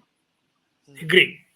आप तो इस्टेब्लिशमेंट इन लोगों की तरफ देख भी नहीं रहा. मैं आपको ये भी बता दूं, मैं हैरान हूं कि वो नहीं देख रहे कि क्योंकि उनको इंटरेस्ट नहीं है. उनको इमरान रियाज टाइप के लोगों को भी इंटरेस्ट है जो पाकिस्तान की एस्टेब्लिशमेंट का जो एजेंडा है उसके खिलाफ काम करते हैं. क्योंकि पाकिस्तान की एस्टेब्लिशमेंट जो है, काश उनको सब इंटरनेशनल रिलेशंस की फिक्र होती, काश उनको पता होता कि हमने इंडिया के साथ ताल्लुकात बनाने, हमने अफगानिस्तान के साथ बनाने, हमने ईरान के साथ करने. वो तो पाकिस्तान से ही नहीं निकल पाते. लेकिन दुर्दाना, सॉरी, मैंने सुना है कि लाहौर में कुछ यूट्यूबर्स को एफआईए ने बुलाया और उनको काफी हरास किया. सर मेरे पास कोई ऐसी खबरें नहीं है. मैं भी उठते उठते जिस तरह से आपने सुनी है, मैं भी सुनती रही हूँ. हरास किया, मैं भी कुछ यूट्यूब के प्रोग्राम देखती रही हूँ. हरास किया ना, मैं उन लोगों को जाती तौर पर सब जानती हूँ. उनमें से किसी एक दो ने हमें कभी बुला लिया था, दैट्स लॉन्ग टाइम बैक. मेरे पास तो सर मैं भी उठती उठती खबरें सुनती थी. कोई कहता था कि जी फलाने ने फोन कर दिया है, मैंने उसको ब्लॉक कर दिया. कोई कहता था जी ये लेटर आ गया है. लेटर देखा, उसका कोई सर पैर नहीं था. मेरे साथ एक इंडियन के हरी मोहन साहब है, उन्होंने इस पे प्रोग्राम भी किया. अफगानिस्तान, ये इनके जिसकी बात हो रही है मित्रों, जिस प्रोग्राम की बात हो रही है वो ये प्रोग्राम है हरिमोहन जी वाला, जिसमें ये सारा कुछ हुआ था. और मैं आपको बता दूं कि जिस लेटर की ये बात कर रहे हैं, उस लेटर को हरिमोहन जी को जो दिया गया था वो आया ही इस फॉर्म में था कि ऊपर से वो मुड़ा हुआ था. क्योंकि जाहिर है जिस बंदे को वो लेटर, जाहिर है नुक्ता नहीं ला रहा है, यूपी का होने का ये बड़ा नुकसान है. जाहिर है कि उसको जो भेजा गया इनको, तो वो लेटर जो है ऊपर से मोड़ा गया था, नीचे से मोड़ा हुआ था, ताकि जिसको भेजा गया उसका एड्रेस जो है वो छिपा जाए, या किसी ऑफिसर का नाम है, एजेंसी का नाम है, और ऊपर से वो उसने अपना नाम छिपाया था. तो ये जो कह रही है कि उस लेटर की कोई लेना देना नहीं है, ऐसा नहीं है. उसकी आइडेंटिटी, उसका सब कुछ बड़ा ऑब्वियस है, बड़ा क्लियर है. The person is on record. It is just कि वो अपनी आइडेंटिटी को ऑन पब्लिक यूट्यूब पर नहीं रखना चाहता था कि जिन लोगों को नोटिस आया है उनमें से किसका लेटर है वो, क्योंकि फिर जाहिर है कि वो थ्योरी आ जाएगी, उसको उठा लो, है.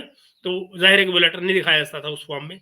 तो आई अंडरस्टैंड कि वो जिस फॉर्म में हरिमोहन जी के शो में लेटर दिखाया गया, इट वाज जस्टिफाइड. दरमियान अगर आप रिलेशनशिप को देखें तो ईरान भी है, चाइना भी है. हमें अगर उनको हम इंडिविजुअली, ये मामला ये कहीं और जा रहा है, ये गलती में वो पीछे चला गया है ये सारा ना, हम इसको आगे कर देते हैं. जो लोगों को अमन के नाम पर तोड़ने का वाइस है. आपने कहा कि हॉक्स को कंट्रोल किया जाए, और हॉक्स से भी मेरे ख्याल में ऊपर की एक डिग्री है, सुपर हॉक्स. तो काम नहीं करना आता, ये सर बैशिंग होती है. उनका नाम ले लेके आप उनको जलील करें दिन रात, क्योंकि आपको जो है वो लोगों के सेंटिमेंट्स के साथ जो है वो प्ले करना है. कर लेने को तो सर हम भी बहुत सारे हैं, क्योंकि वो बड़े सेंसिटिव पेट्रियट्स हैं. और इंटरेस्टिंगली इंडिया में कुछ लोग हैं जो ये कहते हैं कि इन लोगों को तो खुद एस्टेब्लिशमेंट ने या एजेंसियों ने प्लांट किया है कि स्ट्रेटेजिक जो मैसेजिंग होती है उसके लिए, कि 10 बातें वो अपनी मर्जी की कर लें, 2 बातें 3 बातें वो एस्टेब्लिशमेंट की मर्जी की कर दें. तो मैंने बहरहाल उनको ये कहा कि आप शायद बहुत ज्यादा क्रेडिट दे रही हैं हमारी एस्टेब्लिशमेंट को. वो क्रिटिसिज्म बर्दाश्त नहीं करती, और खास तौर पे वो किसी को, ऐसे बंदे को तो प्लांट नहीं करेंगी जो उन पे खुद क्रिटिसिज्म करे. I wish they were so enlightened कि वो आपको जो है सपोर्ट करें even when you are criticising them. तो आप कैसे देखती हैं इसको? उसके बाद फिर हम एक दो और सवाल करेंगे. सर बात ये है कि मुझे तो पता नहीं चलता, मुझे पे भी इल्जाम लगाते हैं, मैं ISI की, मुझे बड़े बड़े इल्जाम लगा, मैंने किसी को नौकरी से निकाल दिया, पता नहीं क्या कुछ करवा, काश इतने रिसोर्सफुल होते, चाहिए क्या था। लेकिन सर मुझे आप बताएं कौन सी एजेंसी है? पहले तो बात ये है कि एजेंसी जो है ना वो डम लोगों को तो हायर ही नहीं, मतलब क्या करेगी कि भाई आप सारा दिन बैठ के आप मुझे समझ नहीं आती एजेंसियां क्या ये काम करवाएंगी कि अच्छा। बात ये है कि एजेंसी ने पकड़ा था ना, एजेंसी के लिए खतरे का लोग कौन है, खतरनाक लोग कौन है? एजेंसी के लिए खतरनाक इमरान रियाज टाइप के लोग, जो इस्टेब्लिशमेंट को जाके इस तरह हिट करते हैं, जो पाकिस्तान में लोगों की जहन साजी करते हैं। आप तो इस्टेब्लिशमेंट इन लोगों की तरफ देख भी नहीं रहा, मैं आपको ये भी बता दूं। मैं हैरान हूं कि वो नहीं देख रहे कि क्योंकि उनको इंटरेस्ट नहीं है, उनको इमरान रियाज टाइप के लोगों को भी इंटरेस्ट है जो पाकिस्तान की एस्टेब्लिशमेंट का जो एजेंडा है उसके खिलाफ काम करते हैं, क्योंकि पाकिस्तान की एस्टेब्लिशमेंट जो है, काश उनको सर इंटरनेशनल रिलेशंस की फिक्र होती, काश उनको पता होता कि हमने इंडिया के साथ ताल्लुकात बनाने, हमने अफगानिस्तान के साथ बनाने, हमने ईरान के साथ करने, वो तो पाकिस्तान से ही नहीं निकल पाते। लेकिन दुर्दाना सॉरी, मैंने सुना है कि लाहौर में कुछ यूट्यूबर्स को FIA ने बुलाया और उनको काफी हरास किया। सर मेरे पास कोई ऐसी खबरें नहीं है, मैं भी उठते उठते जिस तरह से आपने सुनी है मैं भी सुनती रही हूँ। हरास किया, मैं भी कुछ यूट्यूब के प्रोग्राम देखती रही हूँ, हरास किया ना, मैं उन लोगों को जाती तौर पर सर जानती हूँ, उनमें से किसी एक दो ने हमें कभी बुला लिया था, दैट्स लॉन्ग टाइम बैक। मेरे पास तो सर मैं भी उठती उठती खबरें सुनती थी, कोई कहता था कि जी फलाने ने फोन कर दिया है, मैंने उसको ब्लॉक कर दिया, कोई कहता था जी ये लेटर आ गया है, लेटर देखा उसका कोई सर पैर नहीं था। मेरे साथ एक इंडियन के एक हरि मोहन साहब है, उन्होंने इस पे प्रोग्राम भी किया, उनको भी मैंने यही बात बताई थी कि भाई आप ये खत पढ़ के देख लें, इसका सर पैर ही नहीं नजर आता हमें, तो मुझे तो खास तौर पे नहीं पता चलता था, क्योंकि सर कोई अगर किसी एजेंसी की तरफ से खत आता है तो वो उसकी कोई एक साख्त होती है ना, एक कोई हेड लेटर हेड होता है, उसकी नंबरिंग हुई होती है चीजें। तो ये सर जैसे कहते हैं ना कि आपने कही, फिर मैंने कही, मैंने किसी और को कही, वो इस तरह ये बातें फैलती चली गई। ये भी सुनते रहे कि हाँ जी उनके चैनल पर किसी ने आके अनाउंसमेंट कर दी, मैं तो अब अपना चैनल बंद कर रही हूँ। आप कल परसों मैंने देखा वो लोग फिर आए हुए थे, तो sir I have no idea, क्योंकि सर इतना टाइम है कि इन चीजों पे वेस्ट किया जाए। हाँ कि भाई ये पहले तो चले गए थे, अब वापस निकल आए हैं इंडियन, अभी भी वो लोग, अगर तो इतनी उन पे सख्ती होती जैसे वो कह रहे हैं कि इंडियन कंटेंट पे, तो कल भी वो जो सारा कंटेंट था वो इंडियन कंटेंट है। इंडियन कंटेंट पे, और इंडियन कंटेंट पे बात करने में हर्ज क्या है मुझे बताएं? अगर आप इंडियन कंटेंट पे बात कर रहे हैं तो उसमें अगर इंडिया में कोई अच्छी चीज हो रही है, मैं तो देखिए जब एक राइटर हम जब लिखते हैं, हमारी सबसे पहली कोशिश होती है कि रीजन से एग्जाम्पल लेकर आए। मैं you can not compare oranges with Apple. मैं अगर यहाँ बैठकर पाकिस्तान को अमेरिका के साथ कंपैरिजन करती रहूंगी कि जी हमारा GDP, लेकिन मेरा कंपैरिजन बांग्लादेश के साथ, मेरा कंपैरिजन श्रीलंका के साथ, मेरा कंपैरिजन भारत के साथ, और ज्यादा भारत के। अगर ऐसा सही है तो इमरान खान तो पता नहीं कहाँ कहाँ से एडमिशन लाते रहते थे, कहीं टर्की का, तो कहीं चीन का, तो कहीं सऊदी का, बल्कि उन्होंने तो जिद भी की थी कि सऊदी वाला तो देखो जो कहता है वो हो जाता है, तो मेरे मुल्क में क्यों नहीं हो सकता? भाई जो बशीर साहब थे मेरे ख्याल से जो FIA के हेड थे, जब उन्होंने उनको बुलाया था इन्होंने अपने यहाँ बात करने के लिए, तो यही तो बात हुई थी कि भाई सऊदी वाला तो जब भी कहता है MBS कि भाई ये करो तो हो जाता है। तो वो तो बेसिकली अगर आपका इन्फ्लुएंस कहीं से नहीं हो सकता, इन सब मुल्कों से आपका नहीं हो सकता है, तो फिर ये क्या बात हुई कि आपको नेबरहुड में ही मिलानी है सारी चीजें? आप तो अरबी हैं नस्ल से, है कि नहीं? तो अब बात की जाए ना इन पे आगे फिर, तो लेट्स सी आगे देखते हैं कि प्रोग्राम खत्म हो रहा है और फिर हम अपनी कंक्लूडिंग बात करेंगे इस पे। सर इसलिए आप देखते होंगे सर, हमारे जितने पॉलिटिशियन हैं उनको जब गुस्सा चढ़ता, मुस्तफा कमाल ने भी उस दिन इंडिया का नाम लिया, अब मौलाना फजलुर रहमान जैसे बंदे ने भी इंडिया का नाम लिया, फवाद चौधरी तक ने कहा कि वो चांद पर चले गए और हम अभी तक पता नहीं क्या कुछ कर रहे, सब इंडिया का नाम लेते हैं। उसकी दो वजूहत। और ये फवाद चौधरी वही हैं जो अभी कुछ दिन पहले इंडिया को गाली दे रहे थे उन्हीं कमर चीमा के शो में बैठकर। उससे पहले अगर वो गफूरे वाला वक्त उनको याद हो तो गफूरे ने शुरू करके और फवाद चौधरी तक आते हुए ये लोग इंडिया को इंडिया लिख रहे थे, आई के बजाय ई से स्पेल कर रहे थे। और यही वो इंडिया है जिसको अब वो गाना गा रहे हैं इन सबका। तो ये तो अपने अपने मतलब की बात है, अपने अपने पॉलिटिकल सेल्फिश इंटरेस्ट की बात है कि आप कब इंडिया का गाना गाएंगे, कब इंडिया के अगेंस्ट हो जाएंगे। आप तो इंडिया को एज ए टूल यूज कर रहे हैं ना, वरना हिंदुस्तान तो हमेशा से ऐसी था जैसा है, और 90s के बाद में इकोनॉमिक पॉलिसीज के नतीजे में जो आज बन गया है वो बन गया है। मगर आपका जो एटीट्यूड है वो तो वहीं का वहीं खड़ा हुआ है, वो तो वहीं 70 साल पुराना खड़ा है। एक तो वो रीजनल है, जाहिर है हमारा हमसाया रीजन है। दूसरी सर, हम उसके अंदर से निकले हैं भाई, हम एक ही थे। और हमारे दो भाई, जैसे साउथ कोरिया और नॉर्थ कोरिया को ले लें। अब जब भी साउथ कोरिया जब नॉर्थ कोरिया पर तनकीद, पाकिस्तान की तमाम थ्योरी खराब हो जाएगी। पाकिस्तान स्टडी में तो बताते हैं कि पाकिस्तान तब से था जब वो कासिम आया हुआ था यहाँ पे, तब से पाकिस्तान था यहाँ पे। तो फिर ये कह रहे हैं कि ये तो इंडिया से निकलकर पाकिस्तान बना है। तो फिर आप भला आज़ादी का दिन कैसे मनाते हैं उस दिन? 14 अगस्त को आप आज़ादी का दिन कैसे मनाते हैं? क्योंकि आप तो उस दिन पैदा हुए थे ना, फ्रीडम थोड़ी मिली थी आपको। That is your birthday, that's the day you were created formally, physically. तो आई मीन कंफ्यूजन तो जगह जगह पे मौजूद है ना, कहीं बर्थडे पर, कहीं इंडिपेंडेंस डे पर। इंडिपेंडेंस तो आप जब पैदा ही 15 अगस्त 1947 को हो रहे हो, तो इंडिपेंडेंस पहले कब मिल गई तुमको? किससे फ्री हो गए तुम? होती है तो साउथ कोरिया पर भी बात आती है कि यार वो कितना डेवलप कर गया, उनकी पॉलिसीज क्या थी, उन्होंने किस तरह से अमेरिका को सिर्फ अपना दोस्त नहीं बनाया, उन्होंने अमेरिका से सीखा भी। उन्होंने सिर्फ अमेरिका से पैसे नहीं लिए, उन्होंने अमेरिकन पॉलिसीज को समझदारी के साथ, उनकी लीडरशिप ने उसको इस्तेमाल। और जब बात सीखने की आती तो आपने क्या सीखा? आपने कोरिया वार के दौरान जो चीजें सीखी आपने कश्मीर पे अप्लाई की जाकर। जगह प्रिया क्रिस्टीन फेयर को वो क्या बता रही है, सीटो सेंटो के डेज से आप सीख के वहां से जो कुछ आए वो अपने यहाँ कश्मीर पे अप्लाई किया जाकर। तो सीखा तो आपने भी, ऐसा नहीं सीखा। आपने अच्छी बातें नहीं सीखी, आपने सिर्फ सीखी खुराफातें, आपने सिर्फ सीखी बदतमीजियां। आपको मैं क्यों कह रहा हूँ, आपने क्या, आपने तो कुछ भी नहीं सीखा। मसला तो ये है कि आप तो उनको फॉलो करते रहे। सीखा आपकी एस्टेब्लिशमेंट ने, और वही ऑन करते हैं स्टेट को। जब आप रियासत की बात करती हैं तो आप पॉलिटिकल जो लीडरशिप उसकी तो बात ही नहीं हो रही है। रियासत के नाम पर पाकिस्तान में, जो कि अकेला मुल्क है ऐसा करने वाला, रियासत के नाम पे सिर्फ जो मायने होते हैं वो फौज के होते हैं। फौज इज रियासत। डेफिनेशन को गोली मारी है, डेफिनेशन में भी तो एस्टेब्लिशमेंट, जुडिशरी, पता नहीं क्या, ब्यूरोक्रेसी, सब कुछ आ जाता है। वो एस्टेब्लिशमेंट नहीं होती पाकिस्तान में। पाकिस्तान में एस्टेब्लिश का मतलब सिर्फ एक होता है, वो होता है फौज। That is it, they are the decision makers. जो वो चाहते हैं वही होता है। भी किया उन्होंने, सिर्फ डिफेंसिव स्ट्रेटेजिक रिलेशनशिप नहीं बनाई, बल्कि अपने आप को इतना मजबूत बनाया कि वो दुनिया उनको देखती है कि वो इतना कामयाब मुल्क है। तो सर, जब आप साउथ कोरिया को नॉर्थ कोरिया के साथ कंपेयर करेंगे तो आपको नॉर्थ कोरिया की हकीकत ज्यादा नजर आएगी, समझ आप ज्यादा समझेंगे कि वहाँ खराबी क्या है। तो मैं समझती हूँ कि आपको जरूर बात करनी, अगर अब इंडिया में फैक्ट्रीज लग रही हैं, अगर एप्पल इंडिया में जा रहा है तो आप बताएं भाई क्यों जा रहा है वहां।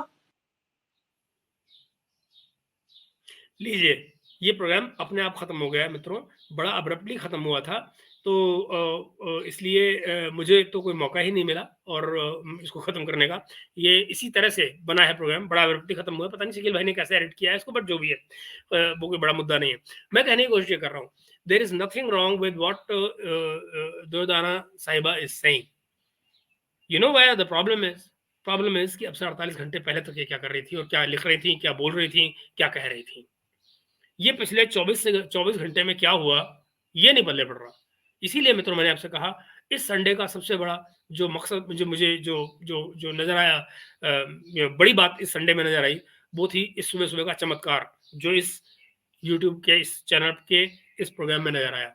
और इस चमत्कार को करना चाहिए ठीक राज सिंह डूंगरपुर की भाषा में, नमस्कार। आपको क्या विचार है इस बारे में? जरूर लिखिएगा कि आपको क्या लगता है आखिर इन 24 घंटों में ऐसा क्या हो गया कि दुर्दाना नजम बदल गई, इनकी भाषा बदल गई, इनकी बातें बदल गई, इनकी तमाम तकरीर बदल गई। हम आपकी बात का इंतजार करेंगे, आपके कमेंट्स का इंतजार करेंगे। चैनल को सब्सक्राइब कीजिएगा, लाइक कीजिएगा, वीडियो को शेयर कीजिएगा और अपने विचारों से जरूर अवगत कराइएगा। मैं इंतजार करूंगा। Bye bye for now, have a lovely Sunday.